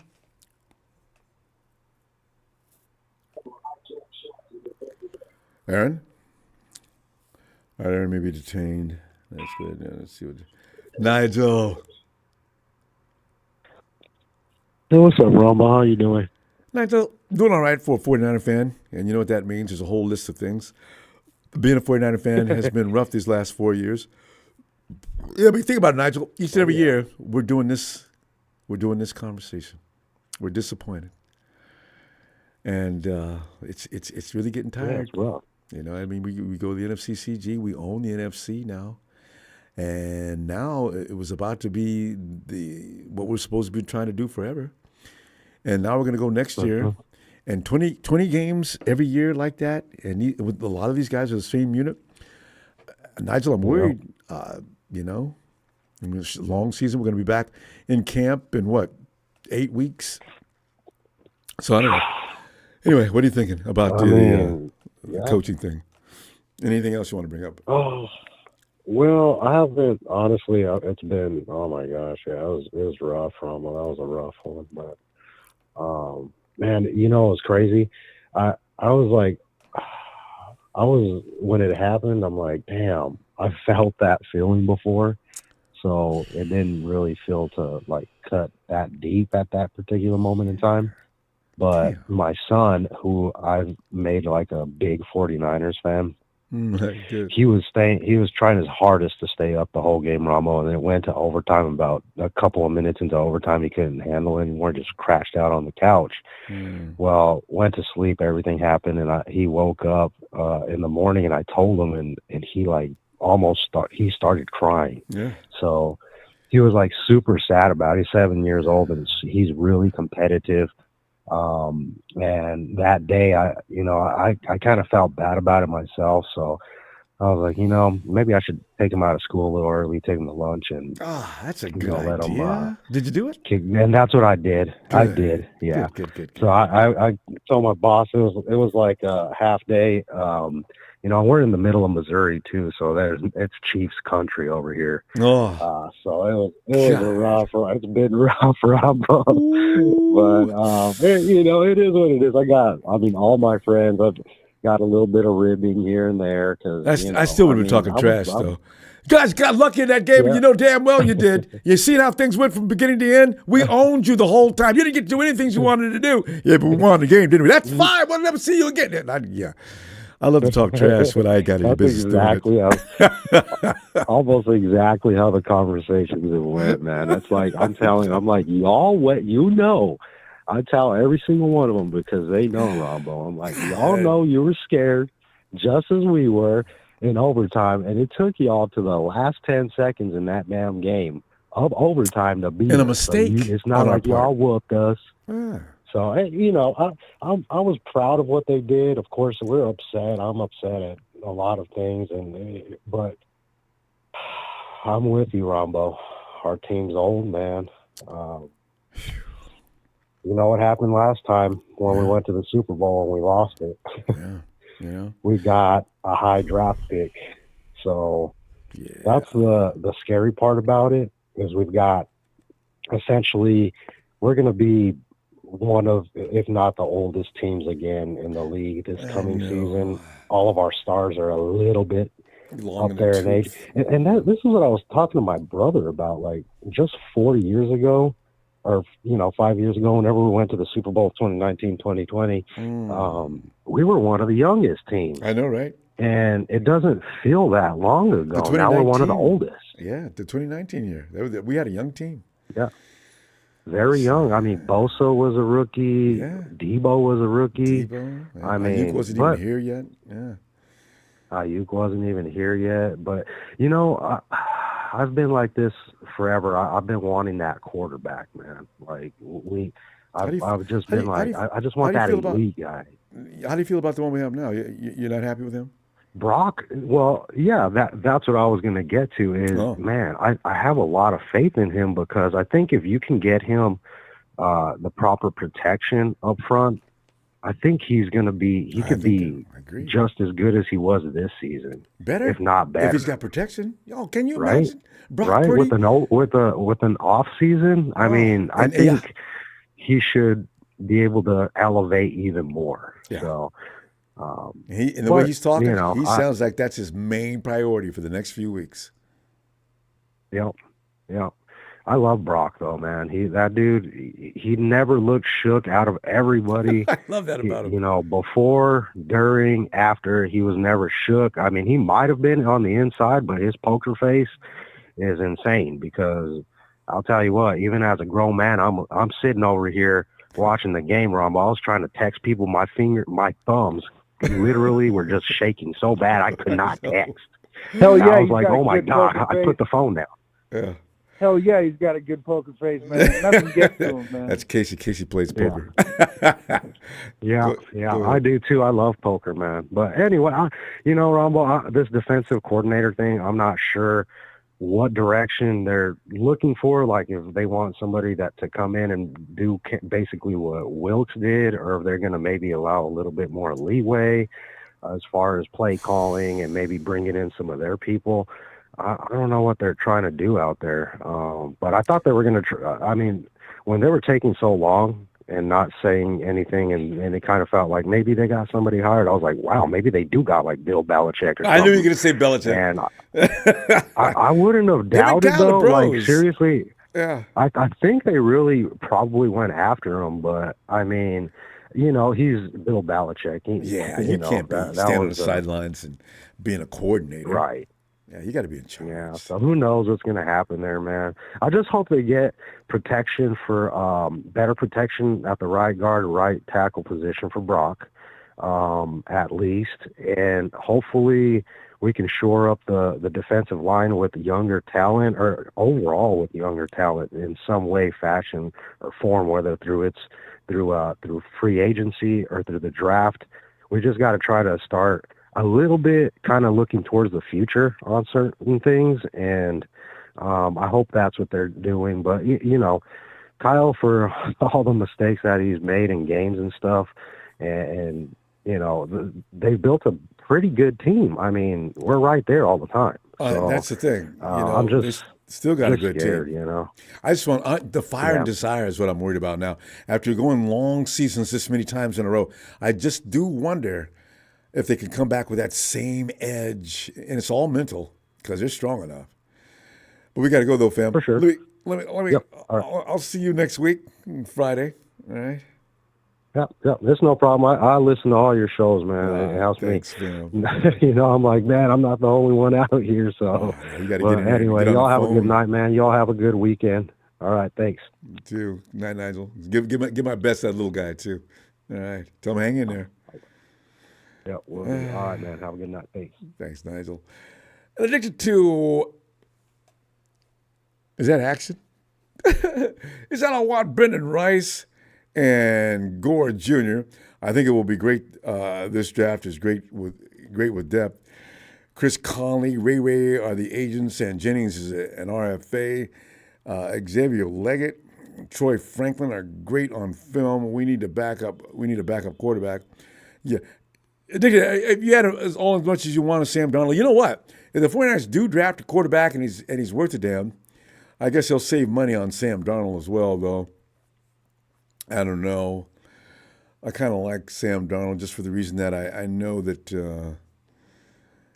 what I've seen from him in the Carolina Panthers, you can't come out there cold, sitting on the bench and just look like, although when he played against the Rams, I don't know what was going on with that, but still, I think with a little bit of reps for a while in Kyle Shanahan's system, and along with the other guys on the first string, I think he'd be fine as a backup anyway. Thanks for the contribution, Addicted. Appreciate that, fam. Hey, and speaking of poker, hey, yo, Casey, man, come on in here.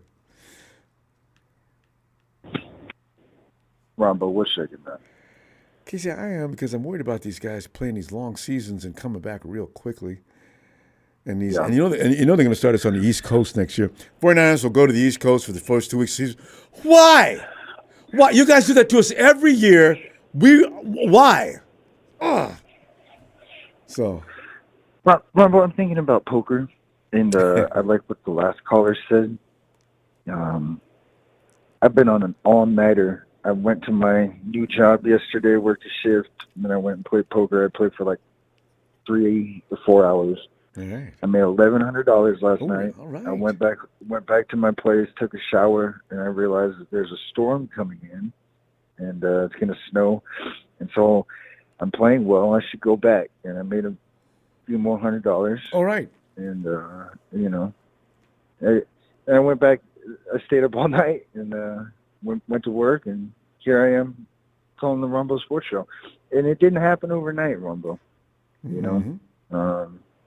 Yeah, it took a long time for me to be able to play this well. But you stuck with for it. For me though. to feel like I could play against anybody in the world. Yeah. Listen to that. What was that famous guy, Amarillo Slim?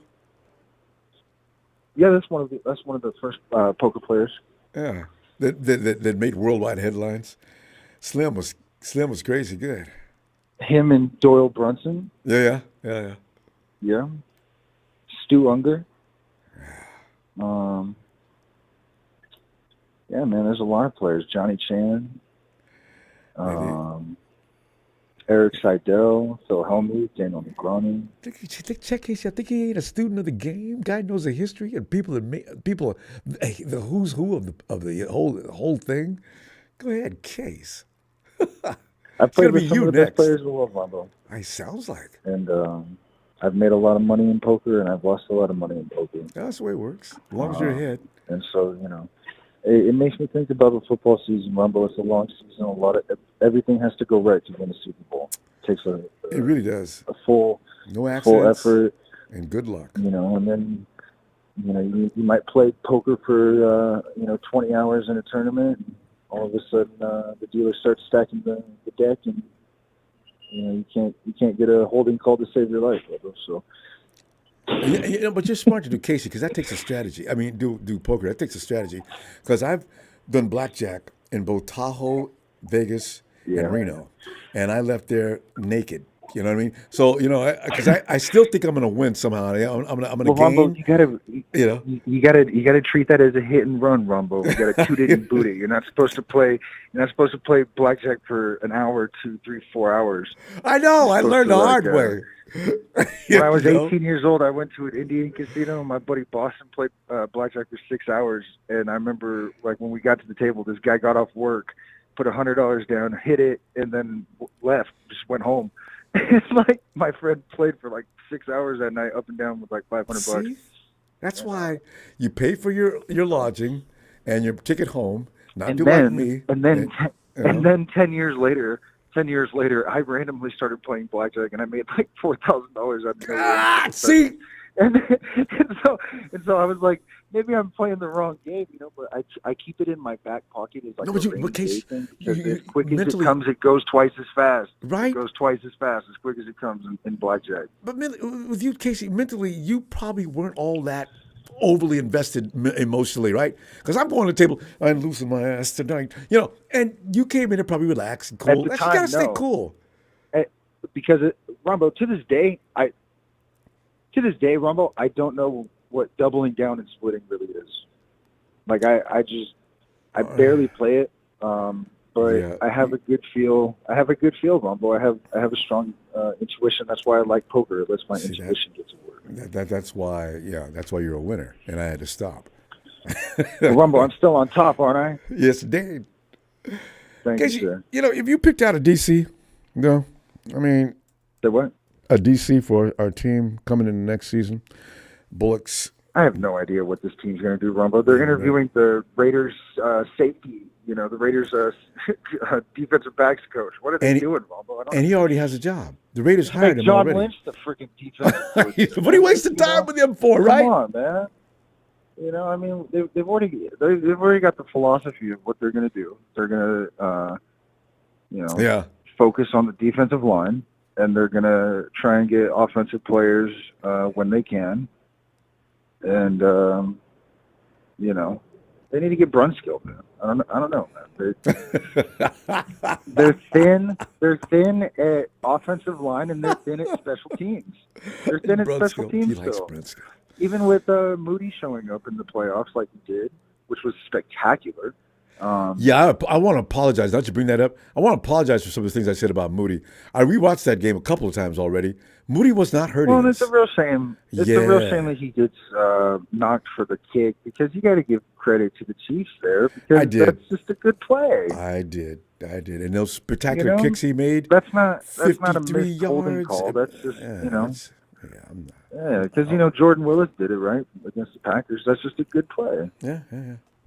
So I wish him. I'm looking forward to his return next year, and if he makes a faux pas here and then, I'm not going to overreact. Ronbo, you know why I really brought poker up tonight too is because Purdy is the man to do what needs to be done. Nothing gets to him. He really. I think if this team really, they all became poker players, I think Bosa would be pretty good. Just because yes. Just because of his family, right? And, well, he's got the mafia connections, And then there's that. And but I think Purdy and probably Shanahan and man, there's a bunch of people. But you know what? You're right, the point is that Kyle needs to get this mentality of, I'm not going home until you go home. Yeah. I'm not leaving the field until you leave the field. Mm-hmm. And he needs to find a couple plays that I want to see him run the same play 2 or 3 times in a row, man. I want to see it look like Bruce Arians on the sideline. Kyle looks nervous as hell. The camera pans up sometimes, and he's displaying all this rage and anger, and then he comes back, and he's got that look on his face like he doesn't trust his people. I used to think Kyle was cool, but Kyle loses. Remember, I said this like 4 or 5 years ago. I know. I think when Kyle goes home, I think he needs to remember who he is, man. There's a good surrounding cast with the players and their wives. I hope Kyle has that. I don't know how much his self-esteem and his confidence is there, because if you have enough confidence, you'll do crazy stuff. You gotta have the clarity. And I hope he has that balance, man. I do too, because there's no way to know. But I wish you would too. We got to stop. I hope he just leans on Brock, man. I think Brock's going to save the day. He will. I don't know. You notice he's not looking for a quarterback, and Kyle would have been all into it by now. So he might get one in the draft, but that's not serious. Anyway. Yeah, the whole team is they're gonna start revolving around Brock. Yeah, they already are. I think so. Let me see you next Friday, Casey. Always a pleasure. I look forward to it. All right. Good luck with that. You don't need your luck. Casey's going to win. Ronbo. I am so tired. Get that rest, man. All right. I'll see you next Friday. Yeah, sounds good, Ronbo. Appreciate you. Man. Shout out Brunskill. Shout out to Ronbo. Shout out to the platform. Daniel. Shout out to Papa Dragon. Legend has it he's still telling people he's not bitter. Shout out to all the Seahawks fans in the chat. Y'all like they are bitter. Ronbo sports. Yeah. Yeah. All right, Ronbo. Night, fam. I understand that Geno's a lock to be the starting quarterback in in Seattle next year. I enjoyed that. Russell Wilson says, I don't understand. I'd like to retire and finish my career in Denver, and but I want to be where they want me. And so, Big Show says, tell KC, Brunskill like Burford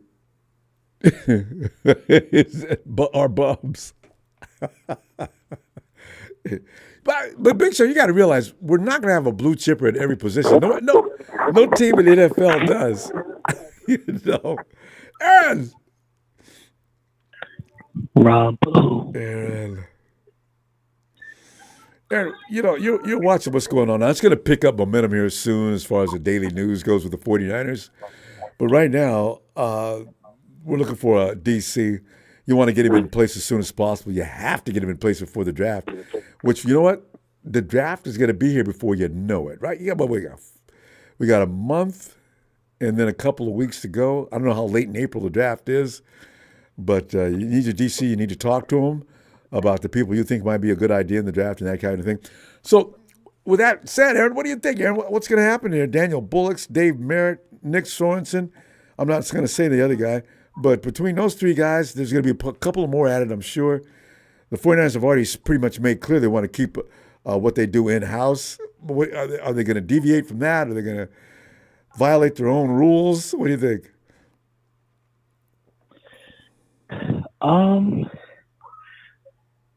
To be honest, Ronbo, I really don't know, because to me, I think they're trying to keep a secret that we don't know. You're so right. 49ers, and there's going to be a big signing this year, too. None of us know about it, Aaron, but you watch, because we don't think the 49ers have any money, right? They need to sign Brandon Ayuk. They need to sign Jennings. And we're going to all of a sudden read 49ers have just signed, and we'll all say, what? Really? They haven't even signed Ayuk yet. Because every time they do this, I always wonder, have you guys got, you know what you're doing here? So you're right. I bet they do. Yeah, and also they want to keep the same philosophy, like building the D line up and, so. Oh, there's the guy. That's so what's we'll going to see. happen. Another defensive lineman. No, not an expensive one though, Aaron. We got an expensive one last year. I know, and also we need to build up that right side of the offensive line. Oh God, don't get me started on that. Well, at least some depth. Feliciano's going to be allowed to come back if you didn't hear. Nobody's holding any grudges against him about saying what he said about Burford. In fact, John Lynch and Kyle Shanahan probably said the same thing about Burford. So you know how they gonna say something bad about Feliciano? And yeah, and also from what I heard from John Lynch, they said they want to build around Brock Purdy. Yeah. What does that mean? I guess like meaning, of course, building the offensive line, possibly adding more weapons. Oh, I got a lot of weapons already. Maybe a tight end. Yeah, they looked at a lot of tight ends in the combine so far. That means in the draft they're probably going to do the same thing. We need somebody to be an equal threat, at least somewhat near equal threat to George Kittle. Warner and these other guys are not doing it. They're just out there blocking. Yeah, we need a tight end that can at least take some pressure off of Kittle. Yeah, when Kittle sits down, we shouldn't be weak. So yeah, agreed. Yeah, and you know what, Ronbo? I just got this feeling that they're going to draft another defensive line in the first round because I hope not. I don't know the way. I mean, what is about they like drafting D-line in the first round? Well, they believe in savagely tearing apart and intimidating the other team. This is their identity. The 49ers will hurt you physically. The following week, you should not be able to play. Your quarterback, your offensive line, they should all be damaged after the game. This is what the 49ers do. They destroy you. They take your morale down to the dirt and step on it. And then they take that offensive machine of theirs and they wear you out with that as well. Well, that was usually what they did, and it's usually been effective. But this year, I'm not sure if the offensive line doesn't need more attention than the defensive line, but we'll see, I guess. You might be right, though. Yeah, and from what I heard, this offensive line, the draft is deep at offensive line. Like they got so many, offensive linemen, in the draft. So I don't know. Maybe they up to something. You got to get the right one, or a trade up and targeting something. What would they? Because they don't need. If you get a trade up, if it's not a quarterback, you can get to position number 15 in the draft. Might not be so many picks, and could be a good move. I just don't know who they'd be targeting. Yeah, I think we have like 11 or 12 picks, so I could definitely see us trading it up because we don't need all that draft picks, I know we got to 11. fill out our roster. Yeah. And most of them won't make the team anyway, so you don't need all of them. Oh, that's true. So yeah. And we got. What do you think about a tight end that's coming back now? He should be healthy now. He's had a long time to heal from a meniscus. Latu. I just don't know if he can catch. I know, right?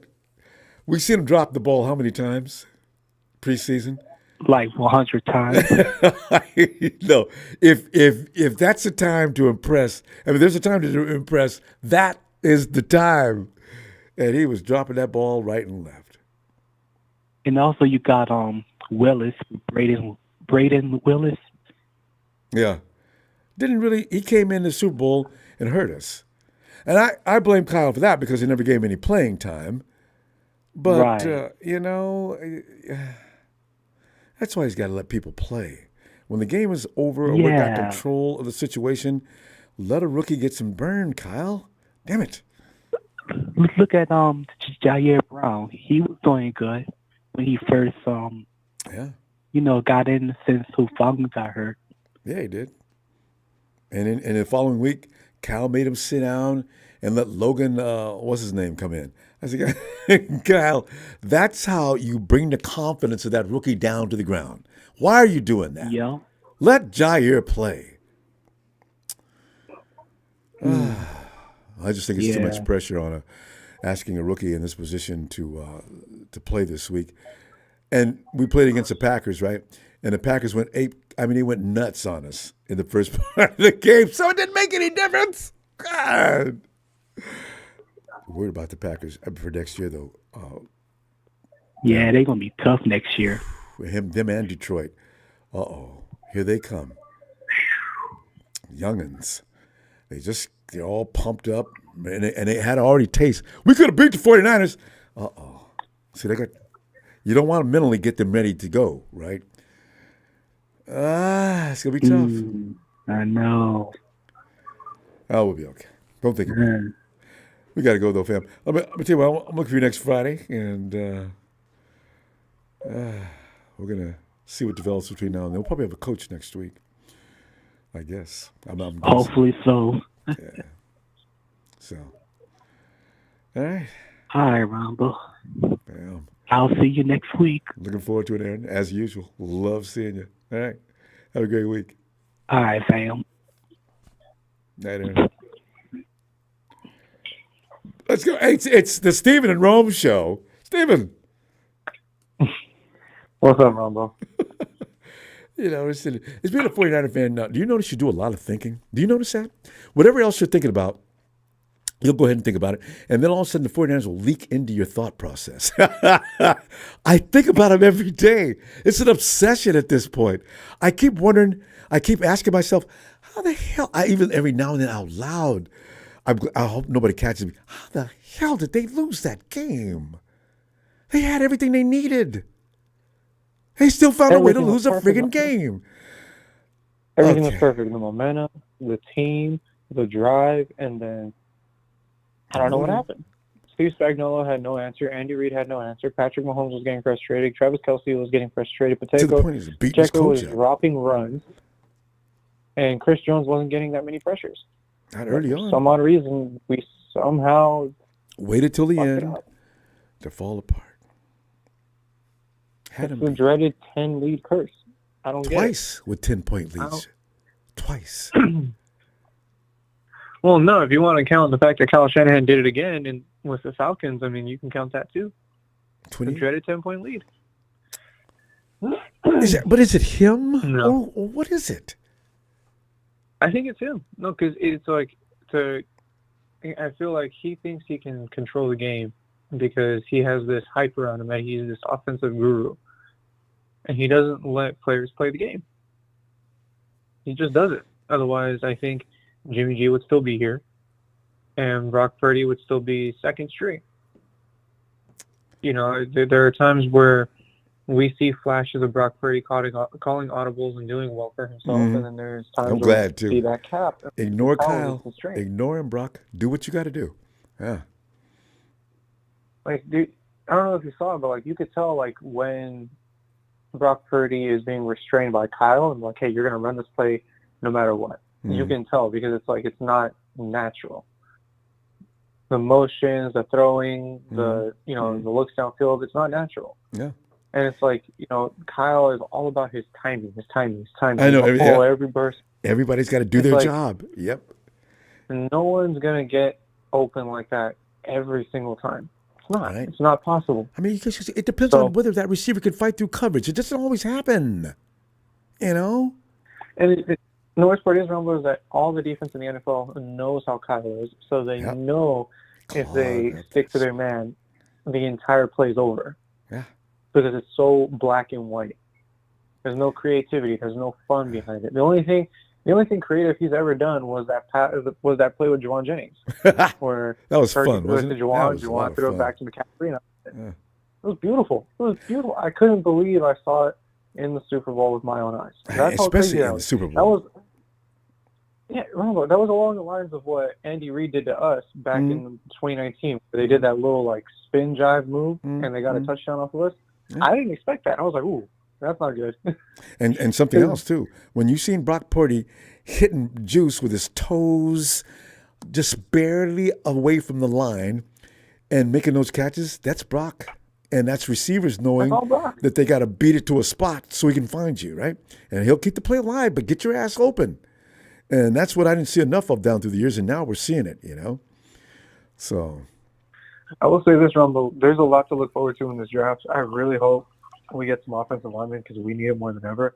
I know. It'd be cool to see Jerry Rice's son and Frank Gore Jr. on there, and along with Is it more for McCaffrey's little nostalgic brother, reasons, or do we really think we can improve our team? I have to go along with Show on that.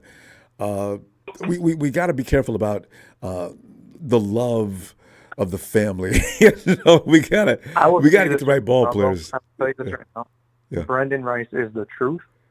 He I've heard. cooked Deion Sanders phenomenally. He cooked that man. He cooked Shador and what's his name?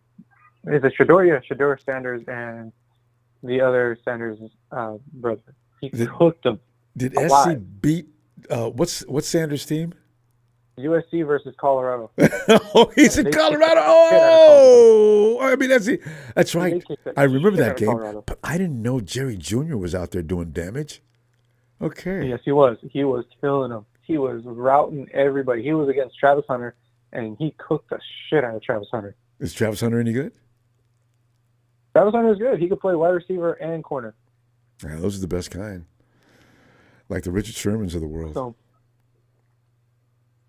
So just some kind of food for thought. If they end up picking JR, it's Brandon, you better get ready because first team reps might disappear. How high is he going to go in the draft, do you think? He's going at probably second round. He's a second round pick? Well, no, Caleb. I mean, I hope we do. Oh, you were about to say Kansas City, weren't you? No, he can't go to KC. God, no. If the 49ers even think that, just don't let it happen. Get him. Hey, if it comes down to it, at least hopefully we get Frank Gore Jr., who can play both backfield and wide receiver. I've heard. And he's got that gene. Frank says he's better than he is. More maneuverability. McCaffrey's younger brother. I know, right? Yeah. I mean, we got McCaffrey. Yeah. We got his younger brother. That's pretty bad. That's pretty deadly. I mean, if you think about it, if McCaffrey gets hurt, okay, little CaFrey, little CMC. I mean, he's gonna get drafted on his abs alone, man. Look at this dude's abs, man. I can stick my fingers between each pack. Damn. So, but McCaffrey's conditioning is a thing. I mean, they're more serious than the Bosa's are. The Bosa's are just big, but the McCaffreys are ripped. You know what? I don't know, man. The Bosa's, they're I don't know. They're a different type of training because you've got explosive and then you've got the agility side of it. They're the ultimate kill machine. No doubt about it.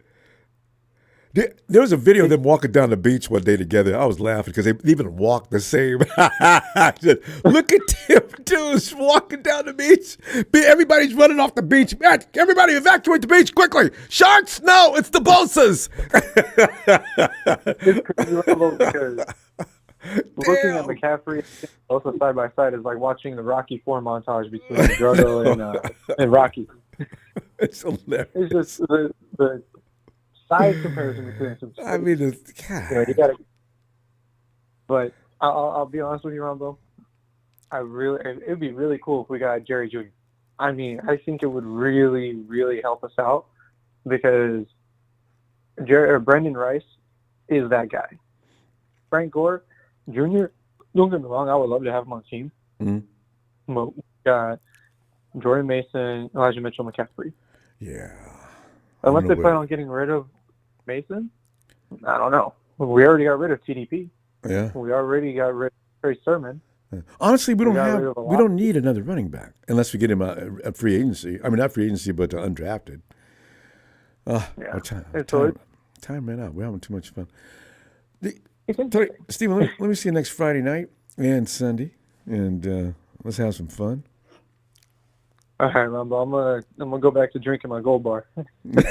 I know. And one thing we cannot become as 49er fans, we cannot be drinking like losers. So make sure it's no alcohol. I'm celebrating. We're all doing it anyway.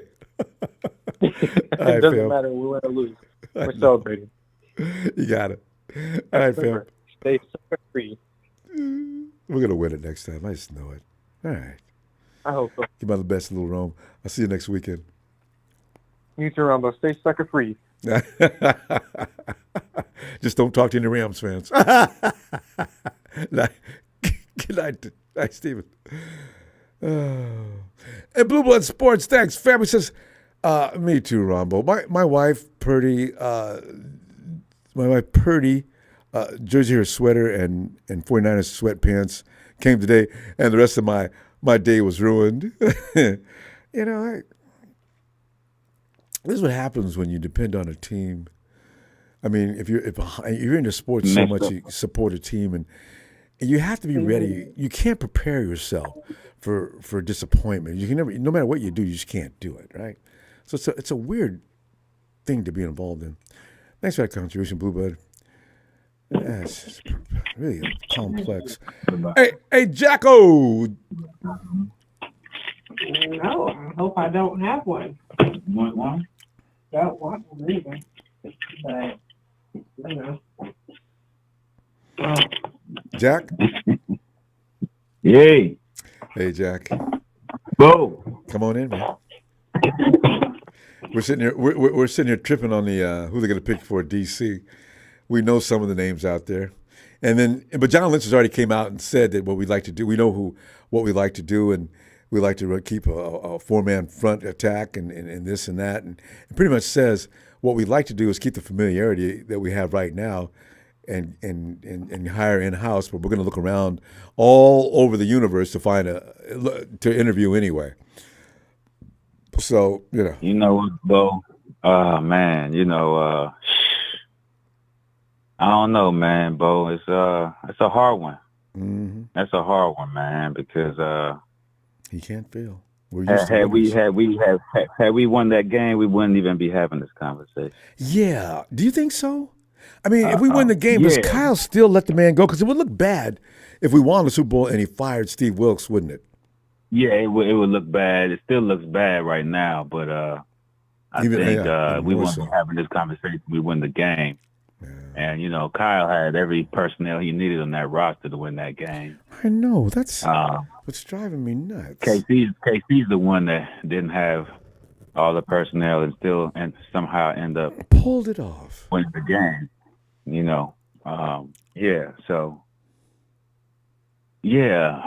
That's a tough one, Bo, because it's not much out there. So, yeah, I mean, they have some names, but I'm not sure if Kyle knows the right one. Nah, I'm not sure if Kyle will get those guys because Wilkes may have left a bad taste in some people's mouths. I forgot about that. Well, Dave Merritt sort of pointed that out, but a lot of people. Well, if you think about it, if he brings Belichick over, like how would that look right there? I mean, you got, it's. I don't think Kyle want that kind of pressure, so yes. I don't think he'll bring somebody over like that. Because Jed was thinking. Kyle, you got Bill Belichick, huh? Okay, well, good. All right, you guys seem to get along well. And can you imagine we look bad, and the next year, Jed says, "Bill, I have to talk to you. Let's make arrangements to." Yeah, he should be in somewhat of a warm seat or hot seat or something. Can you imagine? So this forgot about that. Too. Yeah, because the NFC is really going to start hating us really, really bad because with this cap expansion that happened. We just gonna load up more, Ronbo. So it's just gonna be the rich just keep getting richer. So it's Kyle, if he can just don't trip over himself, get out of his own he can get it done. But that's Ronbo. What makes a good coach, man, is like when Andy Reid didn't even have a good, I wouldn't say a Super Bowl team the last 2 years. Yeah. Not even this year. I don't think they shouldn't have beat. There's no way that they should have beat us in that game. We shouldn't have lost that game. They shouldn't have beat the Bills or the Ravens. I don't know how they pulled off this miracle this year. Even in a bad game. Even in a bad game, we should have won that Super Bowl, Ronbo. Yes. But, that's what makes these good coaches, though, that they don't need a complete team. I mean, you would say all year that Andy Reid didn't even have a complete team the whole year. No. They were dropping balls, and them guys, imagine if Kyle had those receivers that dropped that many catches here. They'd be on the bench. We had that at the beginning of 2017, 2018. Yeah. Yeah. So Reid stuck with his guys, and them the same guys that won him that ring, Ronbo. So that's what makes a good coach. Yes. He said, I don't care how many times you look, you're going to get it right. I trust you to get it right. That's Patrick. He made them think they was good. He made them better than what they were. And they did it with three people. They did it with Chris Jones on defense, Travis Kelce, and Patrick Mahomes. That's all they needed to beat us. You heard what Mahomes said on his interviews. He said, you know what, when his receiver dropped the ball, he said, you know what, I should have placed the ball better, even though he placed it perfectly. He said, I should have maybe floated this. You know what I mean? So it's like those things that Kyle, you need to trust guys, man. Like, But Purdy's like that. He doesn't hold his receivers responsible. Yeah, but it's Kyle, Ronbo. It's Kyle. It's Kyle. He's over there in their face. Kyle. Like I said, he got all the personnel on this team to win back-to-back Super Bowls. Should have won it the year before. In fact, it should have been 3 in a row going. We should have been going on 3-peat right now, to be honest with you, because ain't no way the Rams should have beat us. So year before last, yeah. Man, we should have had about 8-9 Super Bowls by now. But anyway, that's another story. But I'm already counting but saying the thing. Damn it. Yeah. You know what Ghost Answer says? This applies. Ghost Answer says, should NFL teams spot Kyle 10 points a game? See, here come the jokes, I said before the games, game this year, don't get 10-point leads, Niners. Please get 11, get 9. Do not get 10. It's bad luck. And as far as the draft, Ronbo, it's hard to trust a rookie. I think Kyle still has enough on this roster to get it done. He has speedster, he has everything. He just needs to trust in his guys and let these guys get rep. Because right now, these rookie guys that was here this year, they're rookie next year. So because they haven't got any playing time. You don't use Good them. point. And that's just to waste the roster spots. You know what I mean? So it's just don't waste the roster spots. Just gonna put some experience there or you don't. So but they still have all the right pieces. They have a lot of money to spend. They're gonna get some free agents and see, we're gonna keep it rolling again, Ronbo, Yeah, I know. Get ready and go. We go roll up cold. on the division. You know 49ers are winning the division, and this week 12, and it's going to take a lot to catch them. And what we're going to say? We're so cocky now, Jack. Well, I can just see us now. Shh, I don't mean a damn thing. Kyle, this is it, bro. Because everybody's getting impatient now. God. Yeah, we're going to be around for a long time, Ronbo. I mean, with Purdy, you can say like one of those quarterbacks now, like Peyton Manning stayed in Indianapolis for a long time. He had all those cracks at it. You're going to have all those cracks at it. So hopefully he get it done by that time before the boy goes out. I mean, there's been some legendary quarterbacks you go all the way back to Kenny Stabler with Madden. They were losing all the time. There's just certain guys, and you look at Aaron Rodgers, modern day. Aaron has done everything. He's been MVP. He's won the multiple playoffs, and he's got one trophy, and he got that way back when. And luck is a weird thing, especially in football. Yeah, but I think they know how to. They know how to protect. They should have the recipe to protect Purdy now, because they not dealing with Garoppolo no more, getting all freaky and scared of the line, scared of the rushes, so they know he can stand in there. So they should know. Also, he knows when to bail. How to protect this guy and keep him standing upright. So I'm looking forward for that. But I think they're going to load up again on the defense. We need some. The year before we lost some Amenahue. I think who was it? We lost that's right. That's him. Guy. Yeah, we lost him. The ex-Ram. They had a quick first step. Yeah, they had a quick first step. So it really helped. They really got off the line when when they really got off the line. So we need some guys, a little speed, a little bit. our defensive line really, to me, looked it slow this year. Yeah, we weren't getting off. They looked it pretty slow. They wasn't getting off the line. They just looked it really slow. And like the linebackers, they were okay, but they still didn't have that burst like they should have. Fred didn't have that burst. Greenlaw showed it. Sorry, he got hurt. Hopefully, he got a good recovery, but we just didn't have that burst, like, you know, from sideline to sideline. We just didn't have it this year. You know, playing too many games every year, fam. I'm worried about this coming up in the weeks ahead too, because I mean they're not getting any rest. They're going from one deep playoff run to another. And can they continue? I got a question for you, Ronbo, before we go. Go ahead. What do you think the mental is for our guys going in this year, and what you think the mental is if we get to that bowl again and KC is there? Oh, I think they'll go all out. Every time they see KC, they're going to see red. We're going to see KC during the regular season next season. You got to know, if you've ever been involved in any competitive sport, you get tired of losing to that same team, and you don't even sleep the night before. You know that. You think they need KC to get over the hump, Ronbo? Yeah, they do. Just even in a regular game. Just to make sure that they're aware of the fact they can beat this team. Stop clowning around. They put on their pants just like everybody else, one leg at a time. Come on. Stop allowing them to do the things they do. They're not any better than you. In fact, they weren't as good as the 49ers just last year. That's what really burns my butt. Should be going on 2, Bo. Should be on 2 right now, 3 in a row right now. But you know. I know. We'll get it. Jack, let me see you next weekend, fam. Always appreciate when you get in here. Let me get that shout out, Ronbo. Oh, yeah. Niners!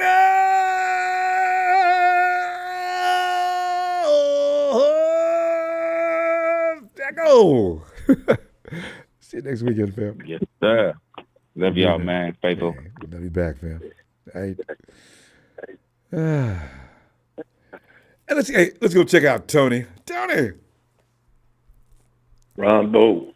Tony, you should be delighted tonight. We've touched upon that subject that you love to talk on, and we were supposed to be talking about getting a new DC, but we worked Kyle Shanahan like a pig handle. Tony's got to be Kyle's #1 fan. Tony, you can work on that if you want to, but I'm worrying about DC, and are the 49ers going to just stop going through this dog and pony show and just hire either Bullocks or Sorensen? What are you thinking?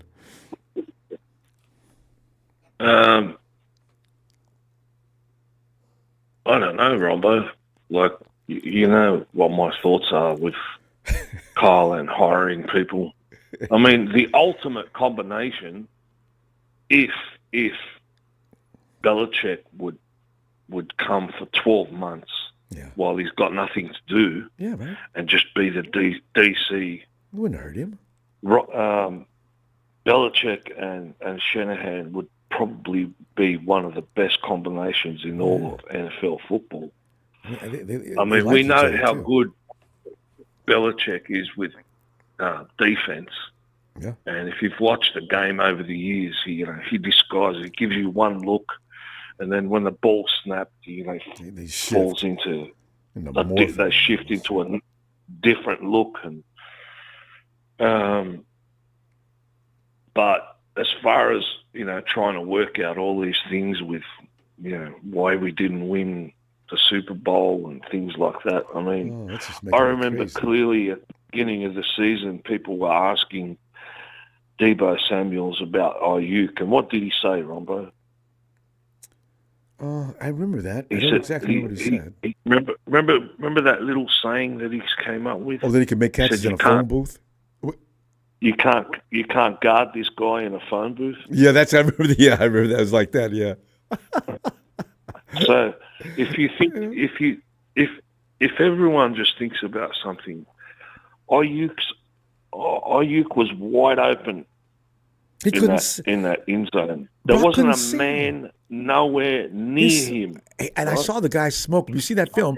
You see Ayuk just drop him like a bad habit and zoomed off toward the center of the end zone, but he couldn't see because Burford. Okay, so the question remains: if this was a criminal investigation, all right, the question remains: why did he only get 2 touches or 3 touches in every game from the playoffs to the Super Bowl. Oh, yeah, I don't want to pay him.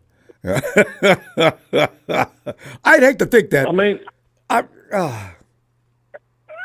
that's total and utter stupidity if that's the case, because it just cost you a ring.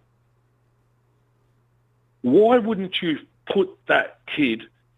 Why wouldn't you say, Ronbo, as a coach, your first read on every single one of these plays against these mofos is going to be Brandon Ayuk. Mm-hmm. And you're going to look for him first. And fake like you're center, roll out to your left, and Ayuk should be cutting right across the middle of the field. Anything but what they did.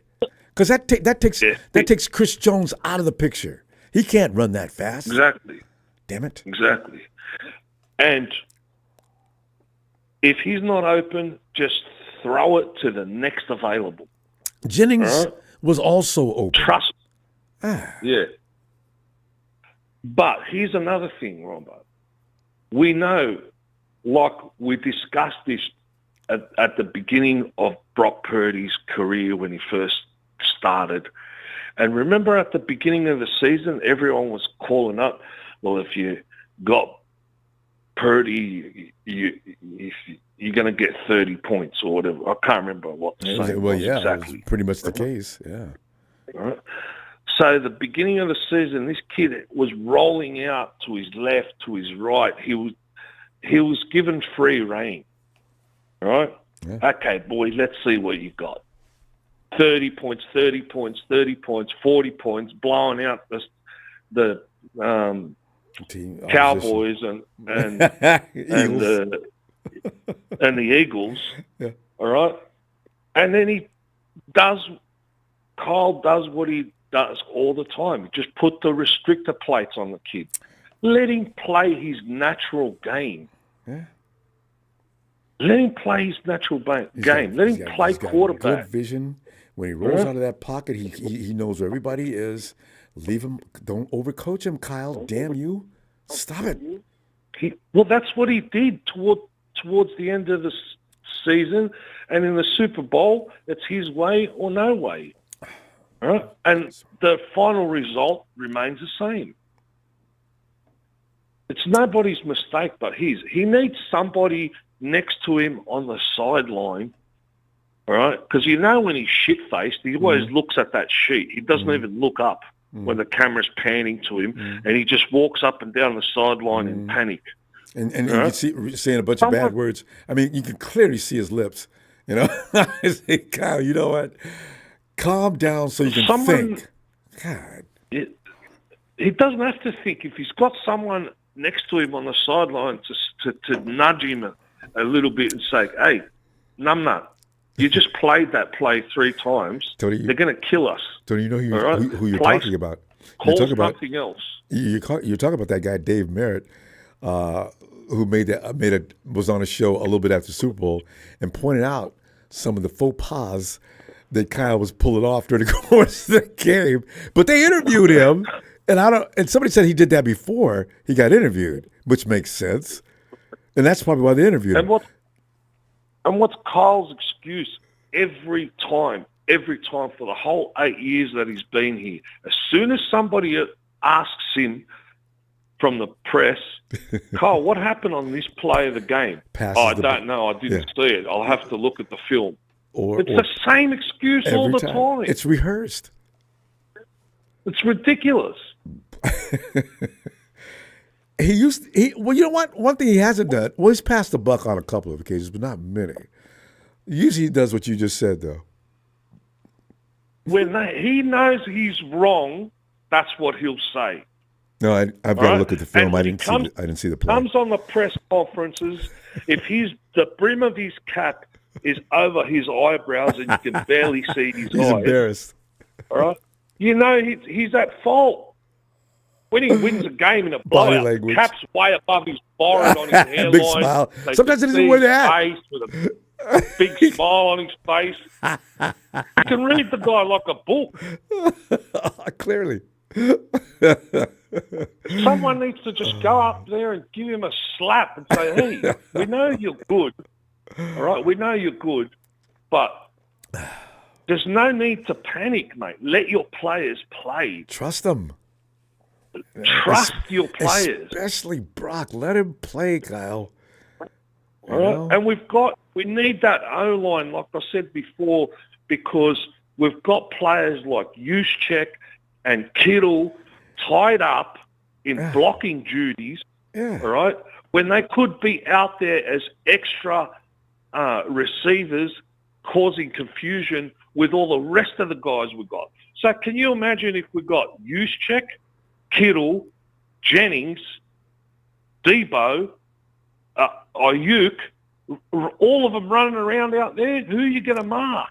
Who are you going to stick I to? said that beginning of the season. There is no. That's too much. Tony, I can tell you what though.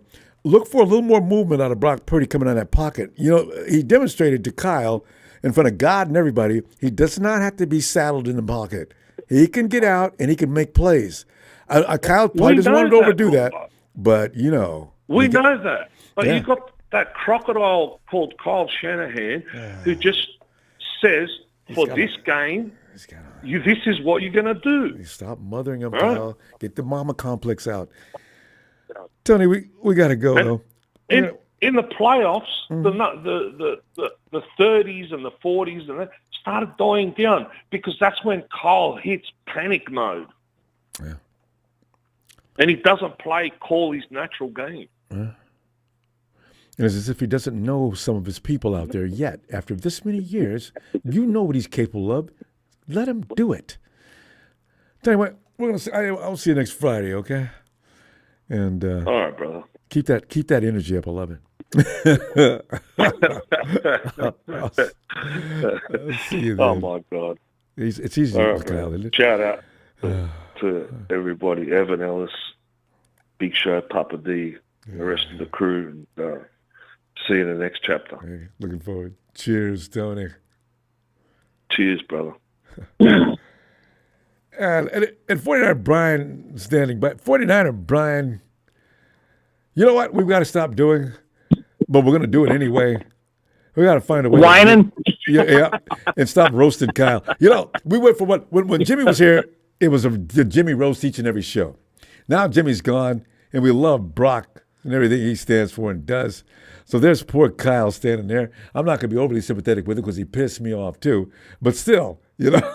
There's other factors involved. I keep telling myself that when I'm walking around in a funk, saying things like, "How the hell did we lose that game?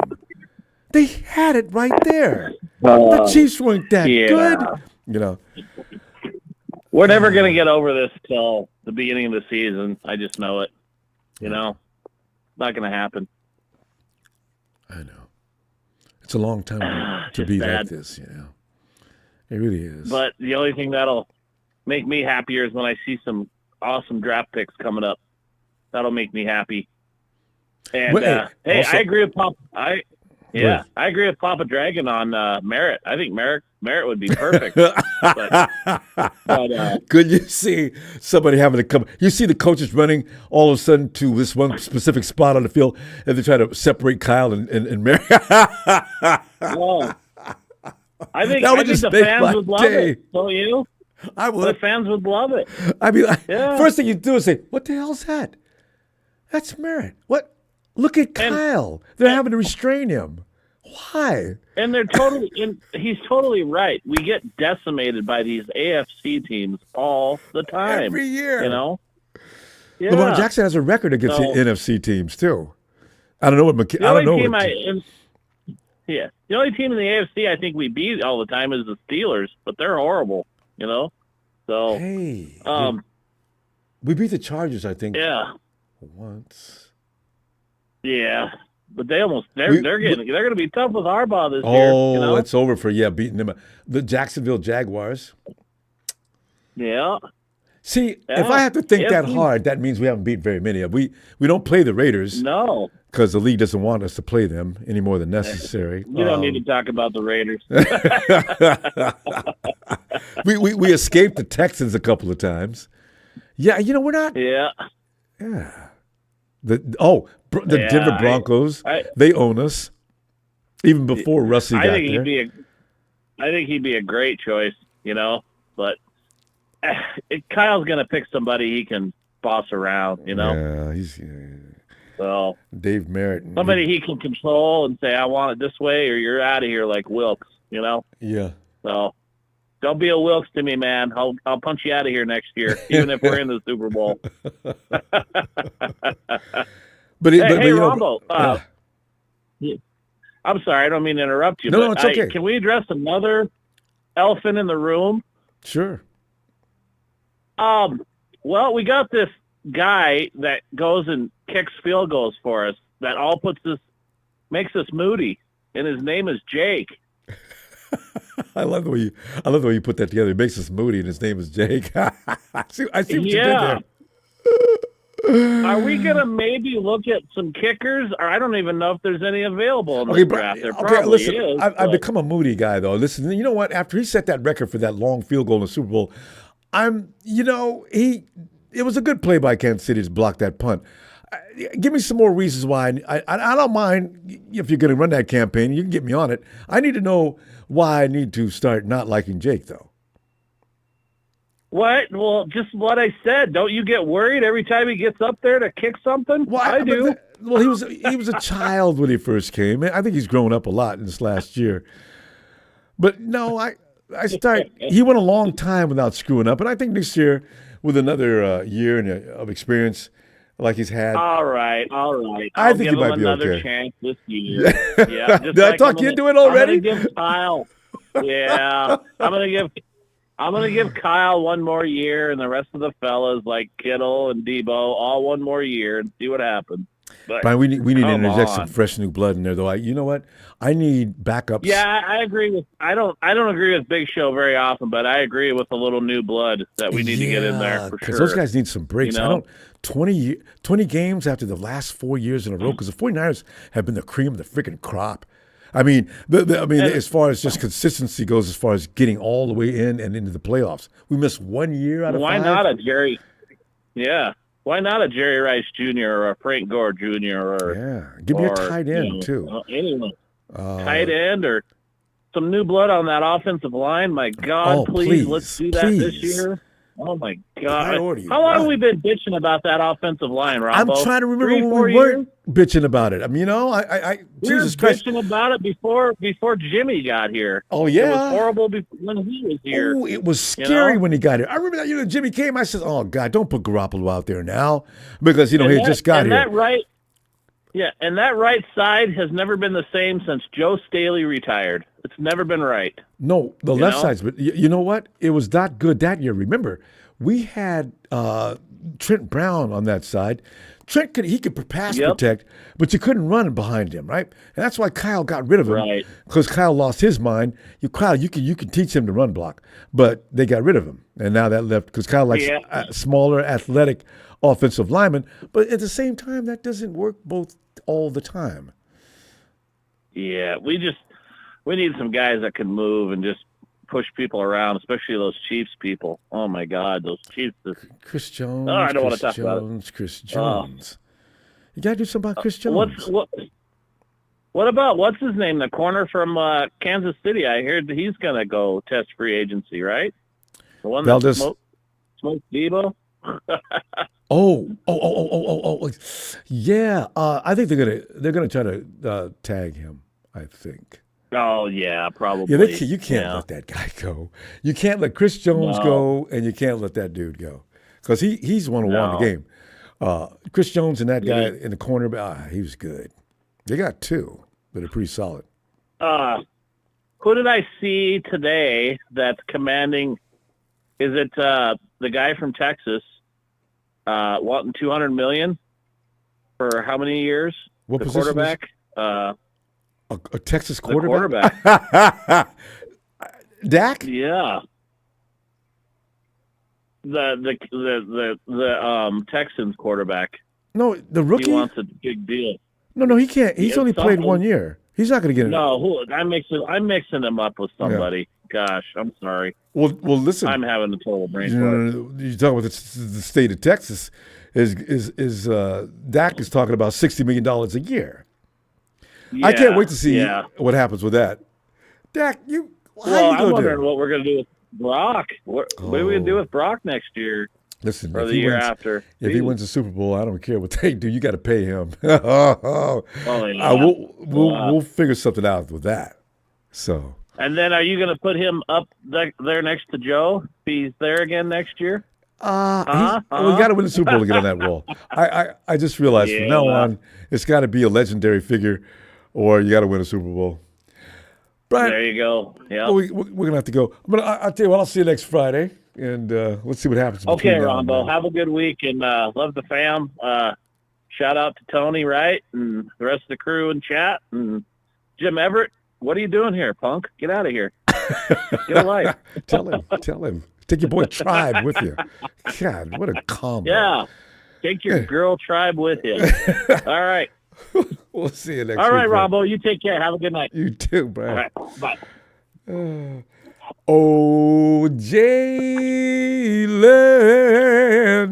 Jalen. Love the truth. Backup quarterback going to make more than Brock. Yeah. Hey. That's true. The reason why Jim Everett is in here is because we lost the Super Bowl. I mean, shit. If I was a rival team and we were doing all that trash talking before the Chiefs game, saying we were going to win the Super Bowl and we lost, and we was I come in here and troll too. Because for whatever reason, here we go being positive Polly. Jalen, your connection. We're gonna get it. What you say, Ronbo? Your connection seems a little foggy. I mean, unusually muddled up. Or are you in the same place? Can you hear me? Oh, that's it, right there. Whatever you did, that's it. All right, go ahead. Ronbo, Ronbo, can I ask you a quick question? Do you think Tua Tagovailoa is a good quarterback? You know, boy, I have mixed emotions about that. I'm not saying elite, Ronbo. I'm just saying good. Do you think? Okay, good? Yes. Do you think Dak Prescott is a good quarterback? Oh, I don't know. Dak is an average, a little above average.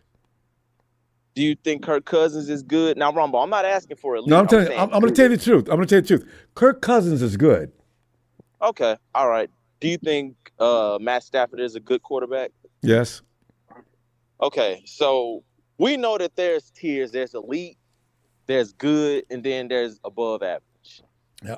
Kyle Shanahan is a good coach, Ronbo.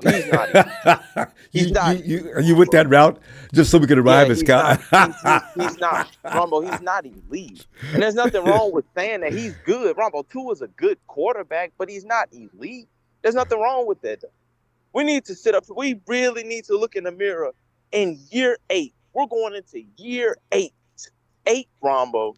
I know. 8. I've graduated high school and college. This is how long this man has been our head coach. Year 8. Jalen can always paint the perfect picture, can he? Ronbo, 2 shots at the Super Bowl. 2 shots at the Super Bowl. And you've blown them. Ronbo, you understand that the top 4 quarterbacks in the NFL, Josh Allen, Lamar Jackson, Patrick Mahomes, Joe Burrow. You know, Kyle Shanahan has a 1-8 record versus those guys. I didn't know. I really didn't want to know. I guess I have to know now. Yeah. Okay.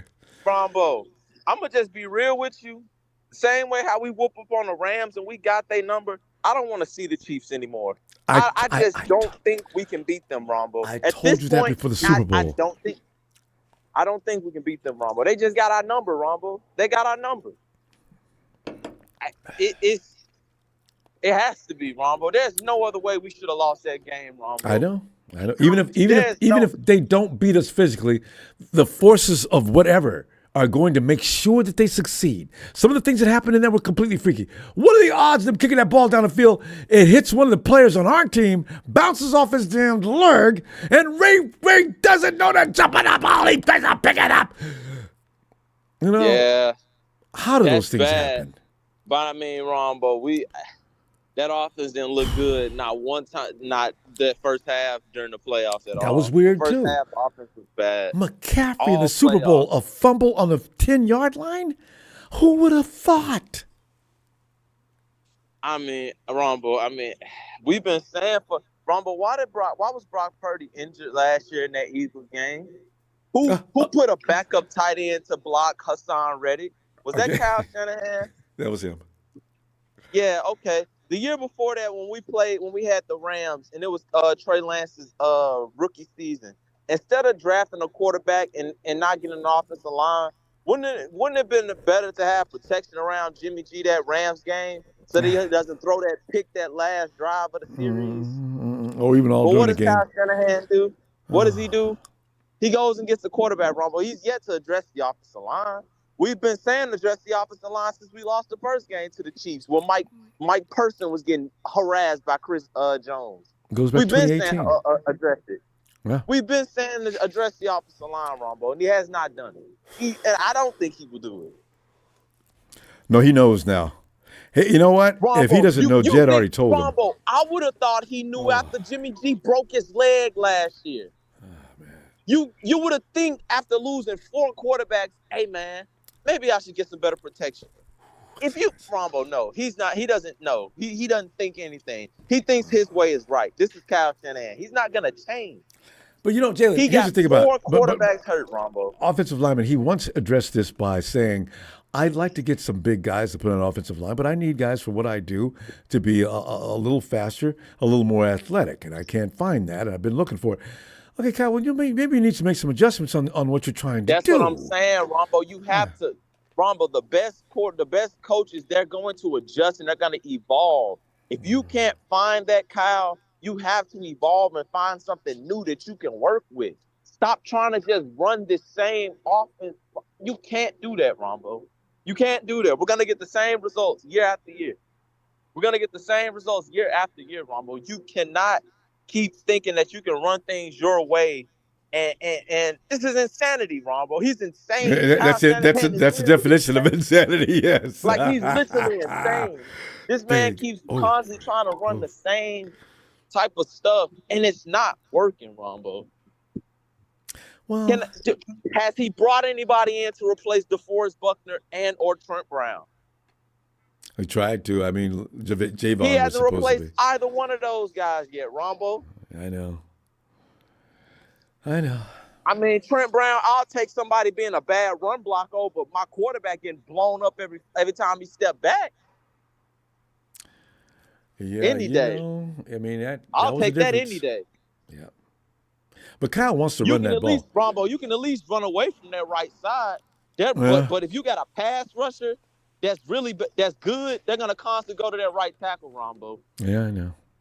Chris, he built a house over on the left side. I mean, right side. He wasn't even thinking about Trent Williams. Why bother? We gotta get some rookies in here, and Kyle has to let them play. He can't keep red shirting guys. That's not gonna work, Ronbo. Especially after 2 years. God. Yeah, like I don't understand how Kyle has been doing this, Ronbo. I mean, he drafts guys, he sits them, he brings in older guys that we know aren't as good as they used to be when they. I don't know. I don't know what this man be thinking, Ronbo. He's in over his head at this point. I think he really needs a veteran in there to be over him to say, "Man, Kyle, come on, bro. Like this isn't. What are we doing?"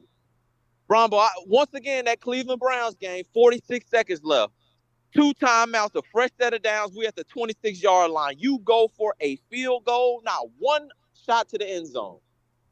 That's how we lost that Browns game, Ronbo. I know. But you played for a field goal instead of going for it. If nothing else, get closer.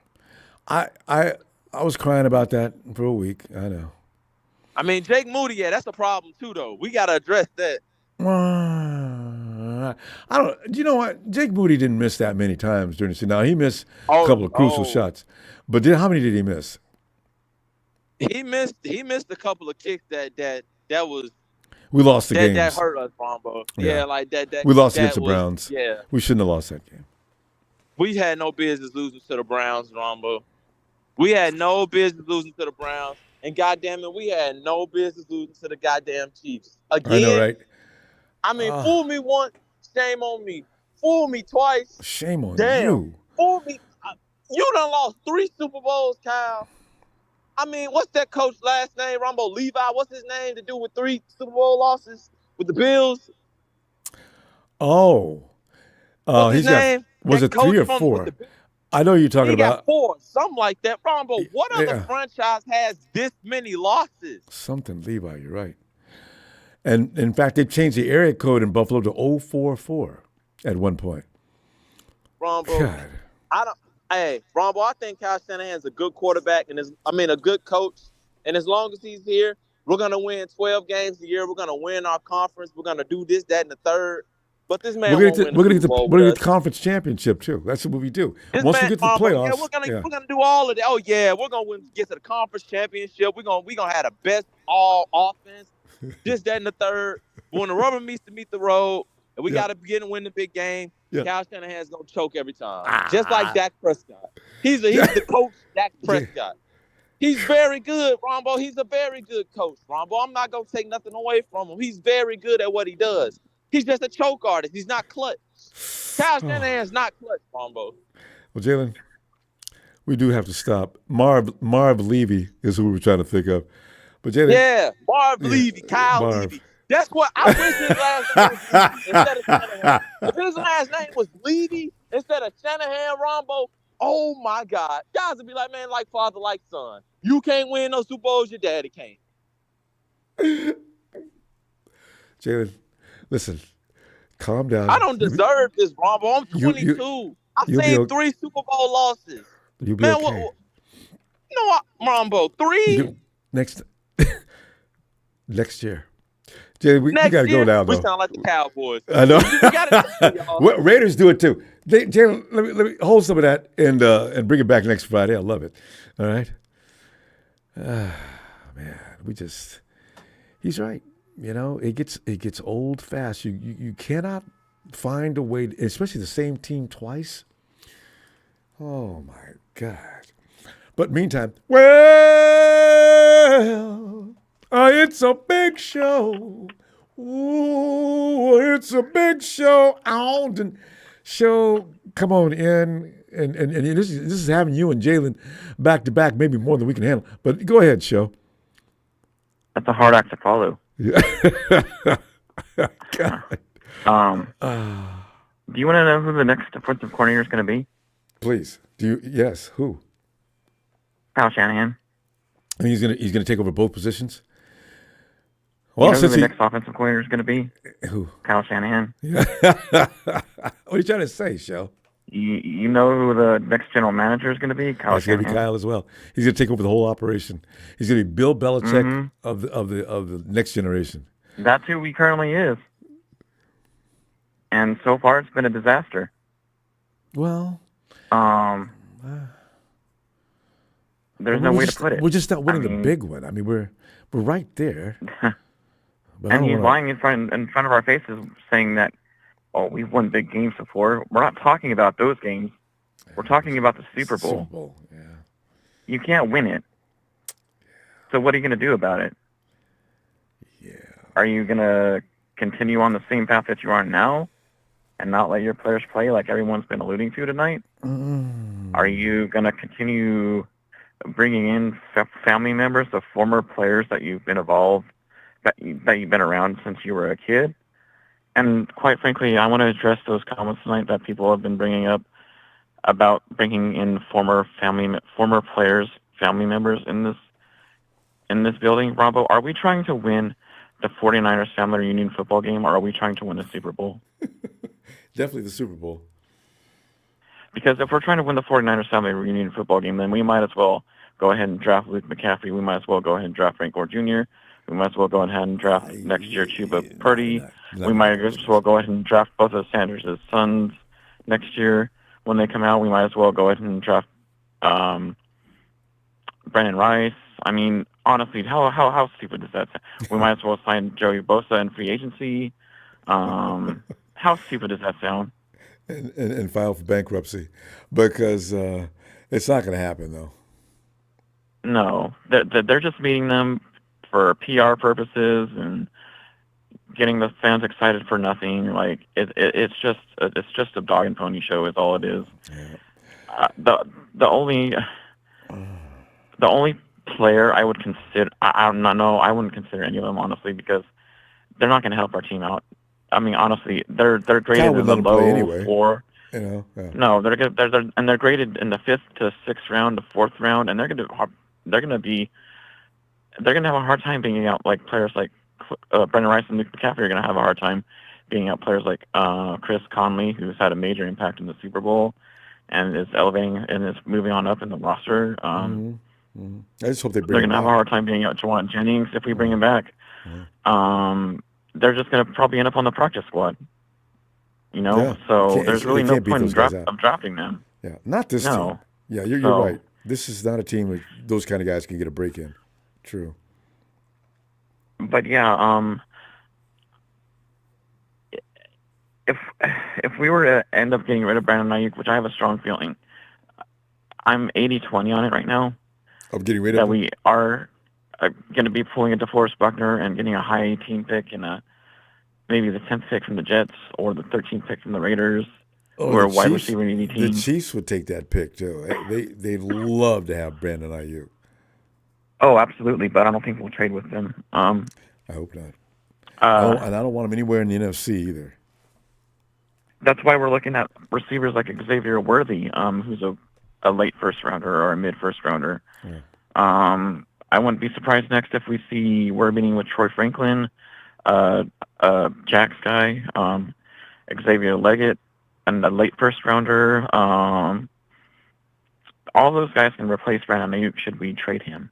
And should we trade Brandon Ayuk for a high first round pick? I know it's going to be either a defensive lineman or for some miracle, I hope they finally wake up and smell the roses and been listening to us and draft an offensive lineman with Brandon Ayuk's You got to pick. do it this year. It'll Because be there's no way in hell we're irresponsible playing. of them. There's no way in hell we're playing. We're paying Brandon Ayuk $25 million a year and Deebo Samuel $28 million a year. That's ludicrous. I don't know any team that's done that. Yeah, the draft picks you're picking out, though, and we just talked about that. And if you think a draft pick's going to come in and immediately get play action, you know, Ronnie Bell came in looking like a house of fire last year, and he pissed people off during the course of the early part of the season. You do still need a guy to replace Brandon Ayuk effectively. That's the only thing.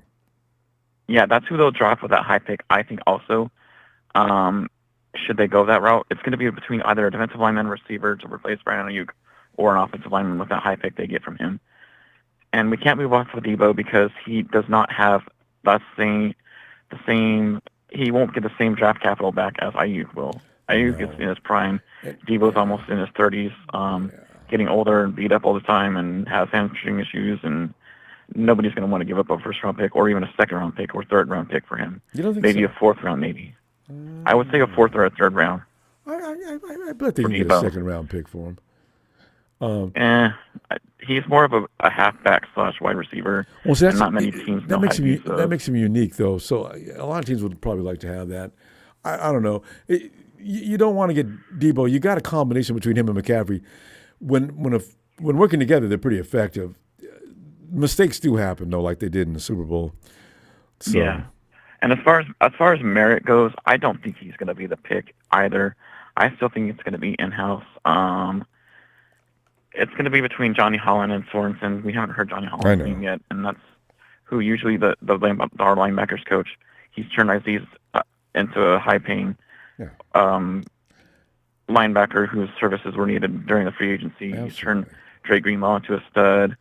And Kyle Shanahan also alluded to in his press conference that he didn't appreciate the way that Steve Ukes used our linebackers, and he values the linebackers a lot to help, I guess, the defense, the defensive front line. Yeah, they've got to facilitate in a way that it really is a little different than most teams. We're going to see, and I knew that was part of it. Kyle may have not really hated what he was doing, but when you hear the players complaining, that means something probably really should be looked into. He looked into it, and he came up with that own conclusion of his own.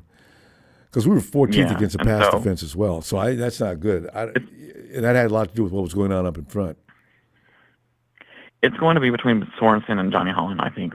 Yeah. Those are the final two candidates. I'm pretty sure, too. And if I were to put money on it, I would put all my chips in on Johnny Holland, the linebackers coach. You don't think Bullocks is like going to be involved? I'm not sure, honestly. He's in the mix, but I'm pretty confident. Yeah. And I would put all my money on Johnny Holland. Yeah, you're probably right. Because, like I said, look at who he's turned our linebacking group into. Yeah. I mean, they're elite, all of them. So and D Winters is coming up. Jalen Graham is up and coming, and he's going to turn those guys into studs too if he becomes a defensive coordinator. I got a feeling we're going to find out within the next doubt. week or so too, because Kyle cannot. Yeah. Him and John cannot do the John and Kyle. We'll take our time, guys. You know what? You really ran that into the ground. You sign people too late every season. You make decisions. This is why I worry about Adam Peters being gone. I don't know if that was them dragging ass all the time. If that was, man, it's something to be concerned about. We'll see. So. Yeah. And when I mentioned earlier, before I go, when I mentioned earlier about bringing new faces in this building as far as players go, we absolutely need to do that because I don't think they have the same fire as they do anymore. I know, it honestly, worries me to death. It does. With this year, I think they're quite honestly burnt out on Kyle. I really do, and I think they're burnt out on. You're burnt out on losing, no matter not what. being utilized the way they should be. They're blocking more than they should be receiving more, and I think that's how they're getting all beat up and old, and like they're not here to be linemen. They're here to be tight ends and fullbacks. Like the reason why you brought them on here, that says a lot about your offensive line if you're using them as an extra offensive lineman. And if you can't see that, exactly. If you can't see that, you have no business being a head coach. Because that's what's getting your quarterbacks killed every year. That's what's driving these debates. That's why Kittle's going to be worn out way before his time. You know. Mm-hmm. And that's what's driving these debates about our quarterbacks. Like, are they good? Or are they not good? Well, like, you know what I mean? Like, the offensive line is the problem. You will truly see who your quarterback is with an offensive line. Absolutely. Well, so excellent points. Let me go and see you Friday. Shout out to everyone and all the little trolls in the chat who think I only call in when we lose, but they don't realize that ever since I've been calling on the show since 2017, I always take a back seat in the second half and call in the off season and try to. They don't know. It's damned if you do, damned if you don't. Well, you just keep doing because they don't matter. All right. I know. Shout out to everyone. That all that matters to me. So, and including you. All right. Take care, Ronbo. Have a good weekend. Night show. All right. Take care. You all too. Right. Beto.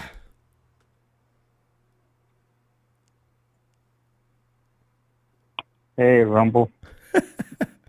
Bevel, it's. I can't wait for that off season we have. I don't know how we're going to get any better. We won that Super Bowl going away. It wasn't even a contest. I mean, but next year we can have a lot of guys rest like they do in the NBA on certain games. Wouldn't it be fun to be talking about something like that? The things we constantly are talking about. Why do we have to park here every single year at the same time? Bethel, you've got the DC thing coming up, right? Now, who do you think is going to be the DC between the guys? Or any of these people so far they've talked to going to be the DC? Or are they going to go out and look elsewhere? Probably, whoever fits the DC role, the one that's going to be pushing our players. But one thing that I've seen out of Ayuk and out of some other players is that a lot of these players are realizing that, that they're not going to win. If they can't win a championship, then they want all the money that they can get. Yeah. Or traded. Yes. Because I'm waiting for that. How many players Kansas City already has of the Niners, and they have Super Bowl rings? McKinney, I think, has 2 Super Bowl rings with them. And then, you're right. He just came in, started winning rings right away. He's got 2 fingers covered. Yeah, so and we had one or two. Yeah, and then imagine if Trent Williams, would have not gone for all that money, he would have been over there. He would have won 2 Super Bowl rings. Yes. Yeah. And I think Kansas City got an F- on a bunch of a bad place to even be, and they won Super Bowl rings already. Yeah. I mean, they had the worst receivers in the NFL last year for the first 5, 6, 7 weeks or so, and they still end up going to the playoffs, winning and beating some of the best teams in the AFC. And then they came and got their old buddies, the 49ers, and did it to them again. That's 3 times in a row. But this right here just shows you, as long as Roger Goodell is running this shit, this is going to keep on happening until either a miracle happens that, we win a Super Bowl, or, he's out of here.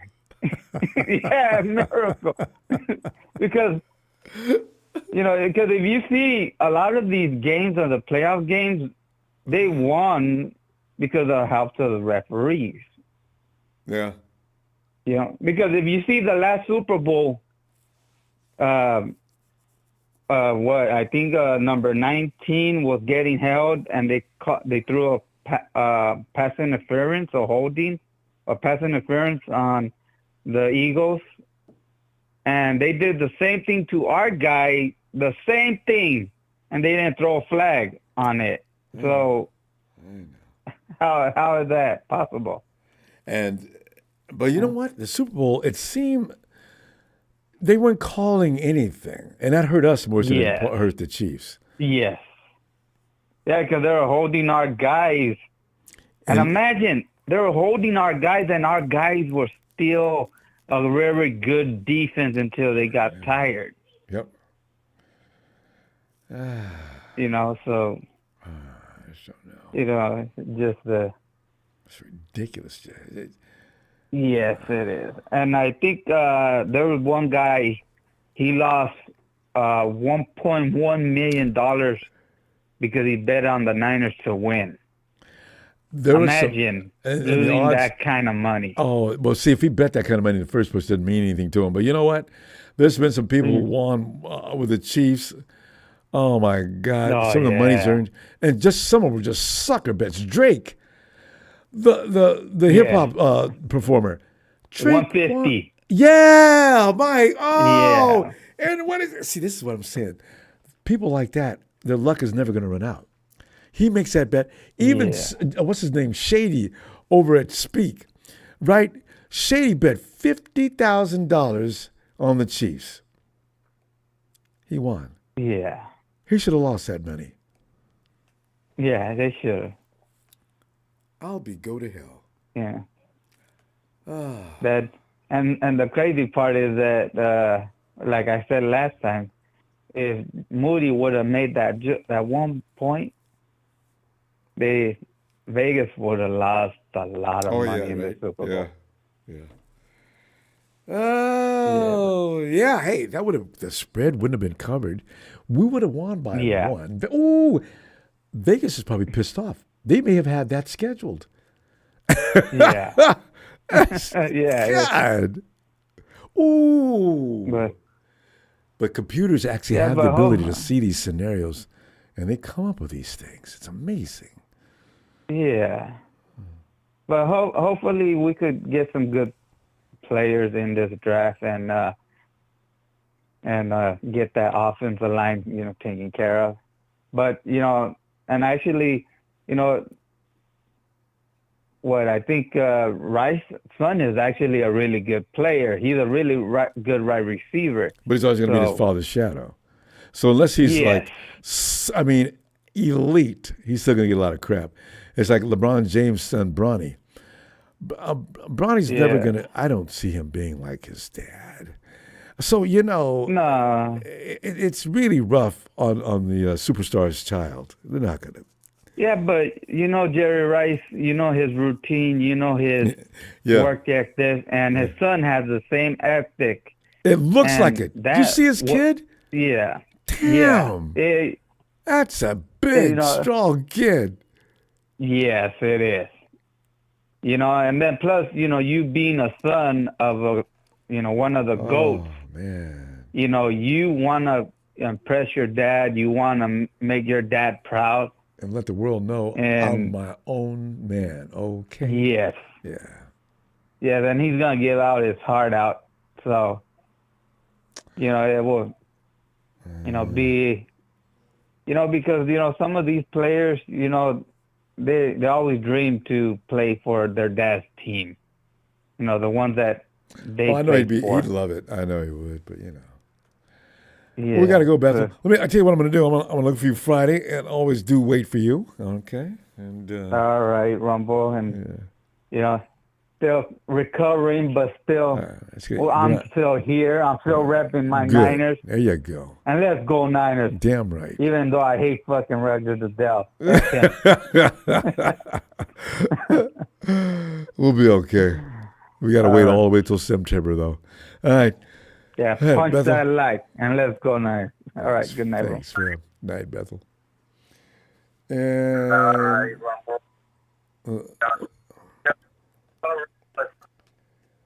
we gotta go. Hey, Tony, come on in, T. Ronbo, good evening. How are you doing? All right, you need to turn that speaker down. It's way, boy, that delay is amazing. Tony, come on in, man, because it's like that time of a week. Typing Chris and Jim Kim Everett. Ronbo, do you remember Jesse Tuggle, the inside linebacker for the Falcons back in the 90s? I remember that name for sure. Yeah, okay. What about him? He told me he was garbage. Jesse Tuggle should be in the Hall of Fame. I told him, go back and look at the film, knucklehead. You don't know nothing about football. He's not as bad as his Ready to Go. Ready to Go was just an absolute idiot. That guy knew nothing about no football. Dude came in and wrote it down where God and everybody could see it. Ronnie Lott was soft. What? He's a clown. What? He's a clown. Soft? Oh, do you not know anything? God. Ronnie Lott represents hard. I saw Frank Gore. I saw Frank Gore last night. He was at the combine with Jim Lynch. Today he was there by himself. I don't go. Watching. I wonder how he feels about his child. I think he said some things already about his son. He's stronger than people think. I knew right then and there. Frank is not happy with some of the things he's heard. So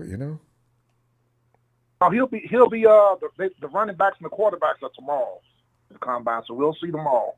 Yeah, that's gonna be fun. And the offensive linemen are on Sunday. Yeah, I know, right? I'm surprised he didn't put them first. Yeah. Usually get them out of the way right away. So, and then build up to. No, they had today it was cornerbacks and safeties and tight ends. Yeah, that's always Yesterday fun because you see some speed then on that 40. Defensive lineman yesterday. Mm-hmm. Yeah.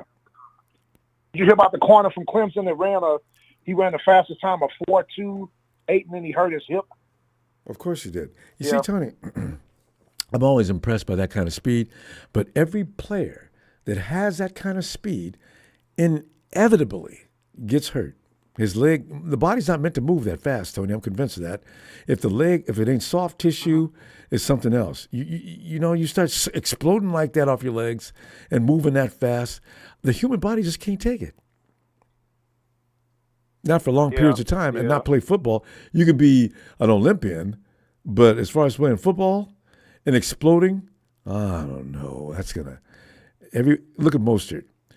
Even Debo ain't even that fast. He pulls muscles. Who else in the league has really fast? Used to always pull muscles. He retired. Remember that kid a few years ago that set the record in the combine? He retired. Oh yeah, the wide receiver out of Washington was drafted by the Bengals. He that's him. Got hurt. That's him. Yeah, I can't think of his name. Yeah. I made up my mind back then. Really I thought he was going to be pretty good too, but he never really did anything. He would have been if he could have stayed on the field. Can't nobody go catch up. How you gonna do? You gonna cover John him? Ross? Yeah, John Ross. How you gonna cover John Ross? Mm-hmm. You know what I said? I said if he went back then, wasn't Palmer still playing with the Cardinals? I said, you know what? If the Cardinals had John Ross, you can just phone that game in because all they do is put the ball up, and all Palmer's got to do is throw as hard as he can, And if even Patrick Mahomes got a guy like that, just throw as hard as you can. Don't worry about it. He'll catch it. The defenders can't. Ronbo, I got some good news for both of us. Mm. Well, I don't know how good. This is AFC.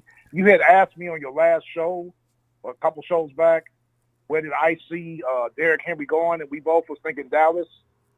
Looks like it might be Baltimore. Well, that figures. Don't they have a good running back now that they don't play very much?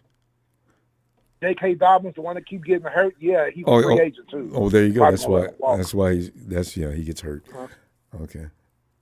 No, I'm not surprised at that at all. Yeah, I see Washington cut their offensive tackle Leno, who used to be with the Bears, and they cut tight end Logan Thomas, and I hope we pick Logan Thomas up. We cut Jonnu Smith around, boy. He had a good season. Backup tight end to Kyle Pitts, who we got from New England. He had like 600-something yards. Oh, as a matter of fact, you talked about him more than you did Kyle. Yeah. You know why we cut him? Because he was due to make $6 million. It wasn't about the production. Yeah. It's about the money. Cap casualty. Jonnu Smith won't get picked up. Somebody gonna get a nice tight end with speed. Because we definitely got to get another tight end as well, because George Kittle cannot be responsible the whole game for both blocking and making great plays. It's hard to find guys who can block and catch. George is unique. The guy's a unicorn. Ronbo, don't give up on your 7th-round pick. I know he made a mistake in the Super Bowl. Who? I like that kid. I saw him in college. Who's that? What's that kid's name? Brandon Willis. Oh, yeah. Came into the Super Bowl, made a mistake, and cost us a penalty, and we had just made a great gain. Yeah. Nah, he doesn't get enough playing time. You made a good point about that. Kyle doesn't. Kyle ain't played him all year, and they're going to throw him in there in the biggest game and you put him in the Super Bowl. Life. His nerves must have been shot. Yeah. Yeah, exactly. That kid can play, though. He just needs some reps. He was wearing it out in preseason. He was impressive. A lot of people picked him over LVIII. And Latu's like, Bama, And this kid you're talking about, is on our team now. Yeah, he was outplaying him. Yeah, he was. So, and Ronbo, some good corners today. I thought about you guys because I know y'all probably looking for a corner, maybe in the 2nd or 3rd round. I don't know what you guys are exactly what you're looking for. Yeah. This Toledo corner is going to be going in the 1st round. He ran a 4.36,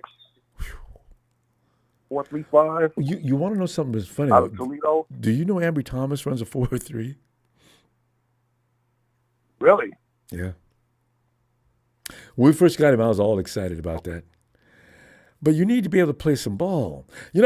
Tony, this guy's in the combine. We see them all the time.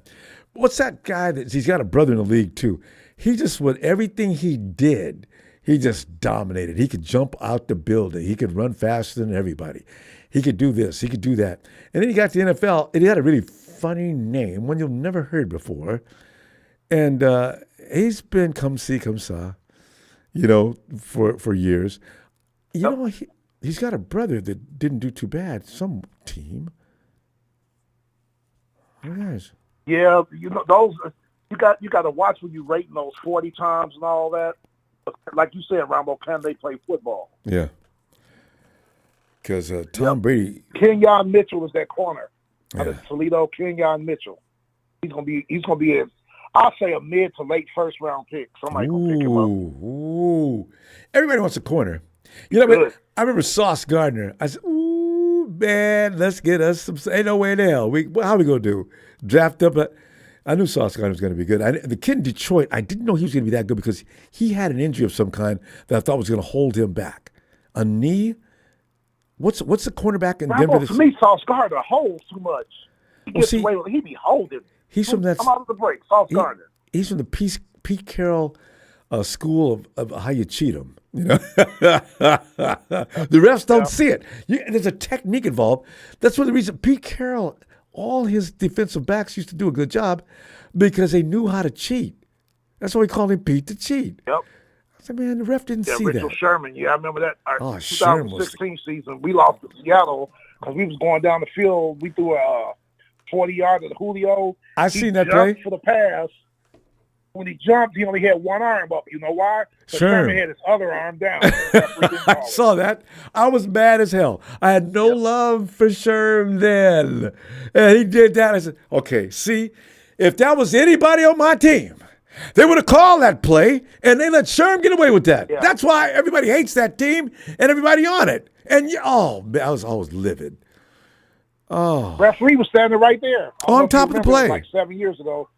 He was standing right there and didn't call it. Julio jumping. Receiver going to jump in the air with one arm.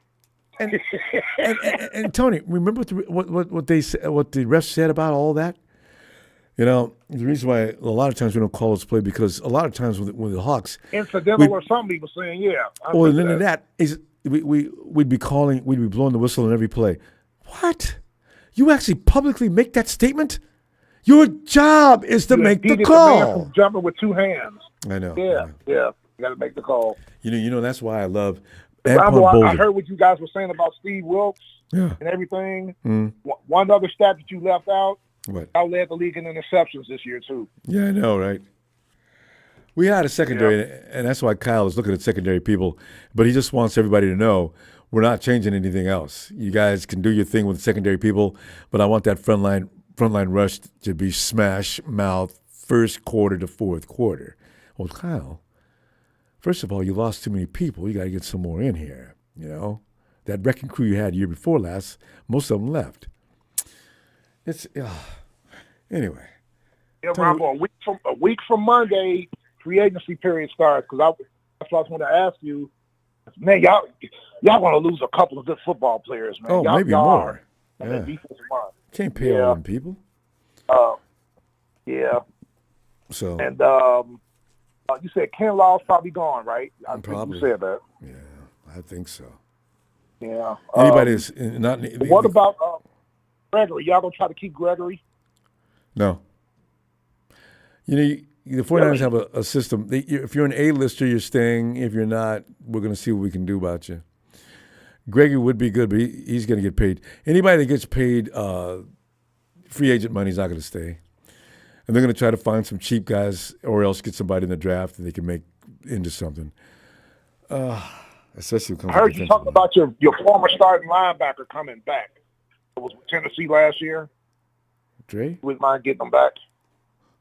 No. I know you're talking about. Al. Yeah. Al Shire or something like that. Oh, Al Shire. Yeah. He was over in Tennessee. Yeah. He likes it over there, though, from what I could see. So the Titans going to offer him. He'll probably take anything they offer him. Yeah, he did. He played well for you guys, though. I mean, between him and Dre, they were like almost equal. In fact, 49ers just made a choice between Dre and Al Shire, and they picked Dre, which is probably not a bad move. But, I mean, now we don't have Al Shire, which we need him now. Tony, we got to go. I'll be back next Friday, and we'll see what's going on. Yes, sir. Ronbo, I feel for you guys. It's been 7 years. I'm over Super Bowl 51, but you guys are going to go through this lull for a while, man. Oh. Well, the thing is, keep getting there, and can't get out. Yeah. I feel for you guys, man, but just hang in there. You know, I was watching the combine today. They were showing highlights of Jerry Rice Jr. Ronbo, he ran that same route that Ayuk ran in the Super Bowl on that third and floor play and was wide open, and they threw him the ball. That end route, touchdown. As I say, I blame Burford for that. I don't blame anybody but Burford. Ayuk did his job. And for sure, if Brock seen him, that ball would have been over there in a heartbeat. Even Jennings was open to the right. Yep. Burford's game over. Yeah, that's game over. God dang, it's a damn shame. All right, Tony. Always great to talk to you. Let me see you next Friday and more football. I'll talk to you next week, Ronbo, and the Rams. Y'all are still ass. Y'all ain't going nowhere. Y'all gonna screw up the draft. Yeah. Chrissy, Jim Kim. Yeah. Talk to you next week, Ronbo. Looking forward to it. Always got the Rams from comedy relief. You too. Night, fam. Yes, sir. Regular comedy club. Take care. Night, Tony. And Big Show says, Frank Gore Jr.'s size concerns me. He's only 5'8", 195. Tiny if you ask a a scout for an NFL running back. Yeah, that's why Frank's probably saying things like he's stronger than you think. And Frank was stronger than you think, too. When he knocked that big Chicago Bear down, if you ever get a chance, Frank Gore, the dude looked like he was twice tall.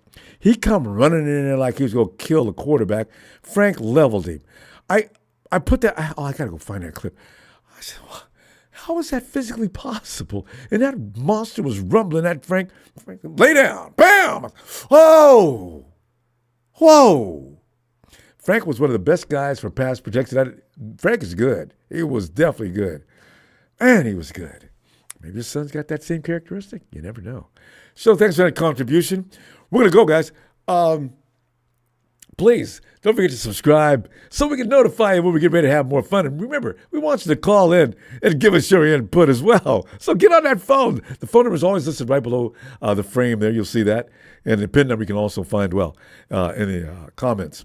Fam, we're going to get over this. Yeah, our day's coming. Our day's coming because it ain't came yet. Thanks for the contributions, fam. Always appreciated. And I can't wait to see you next week. Niners!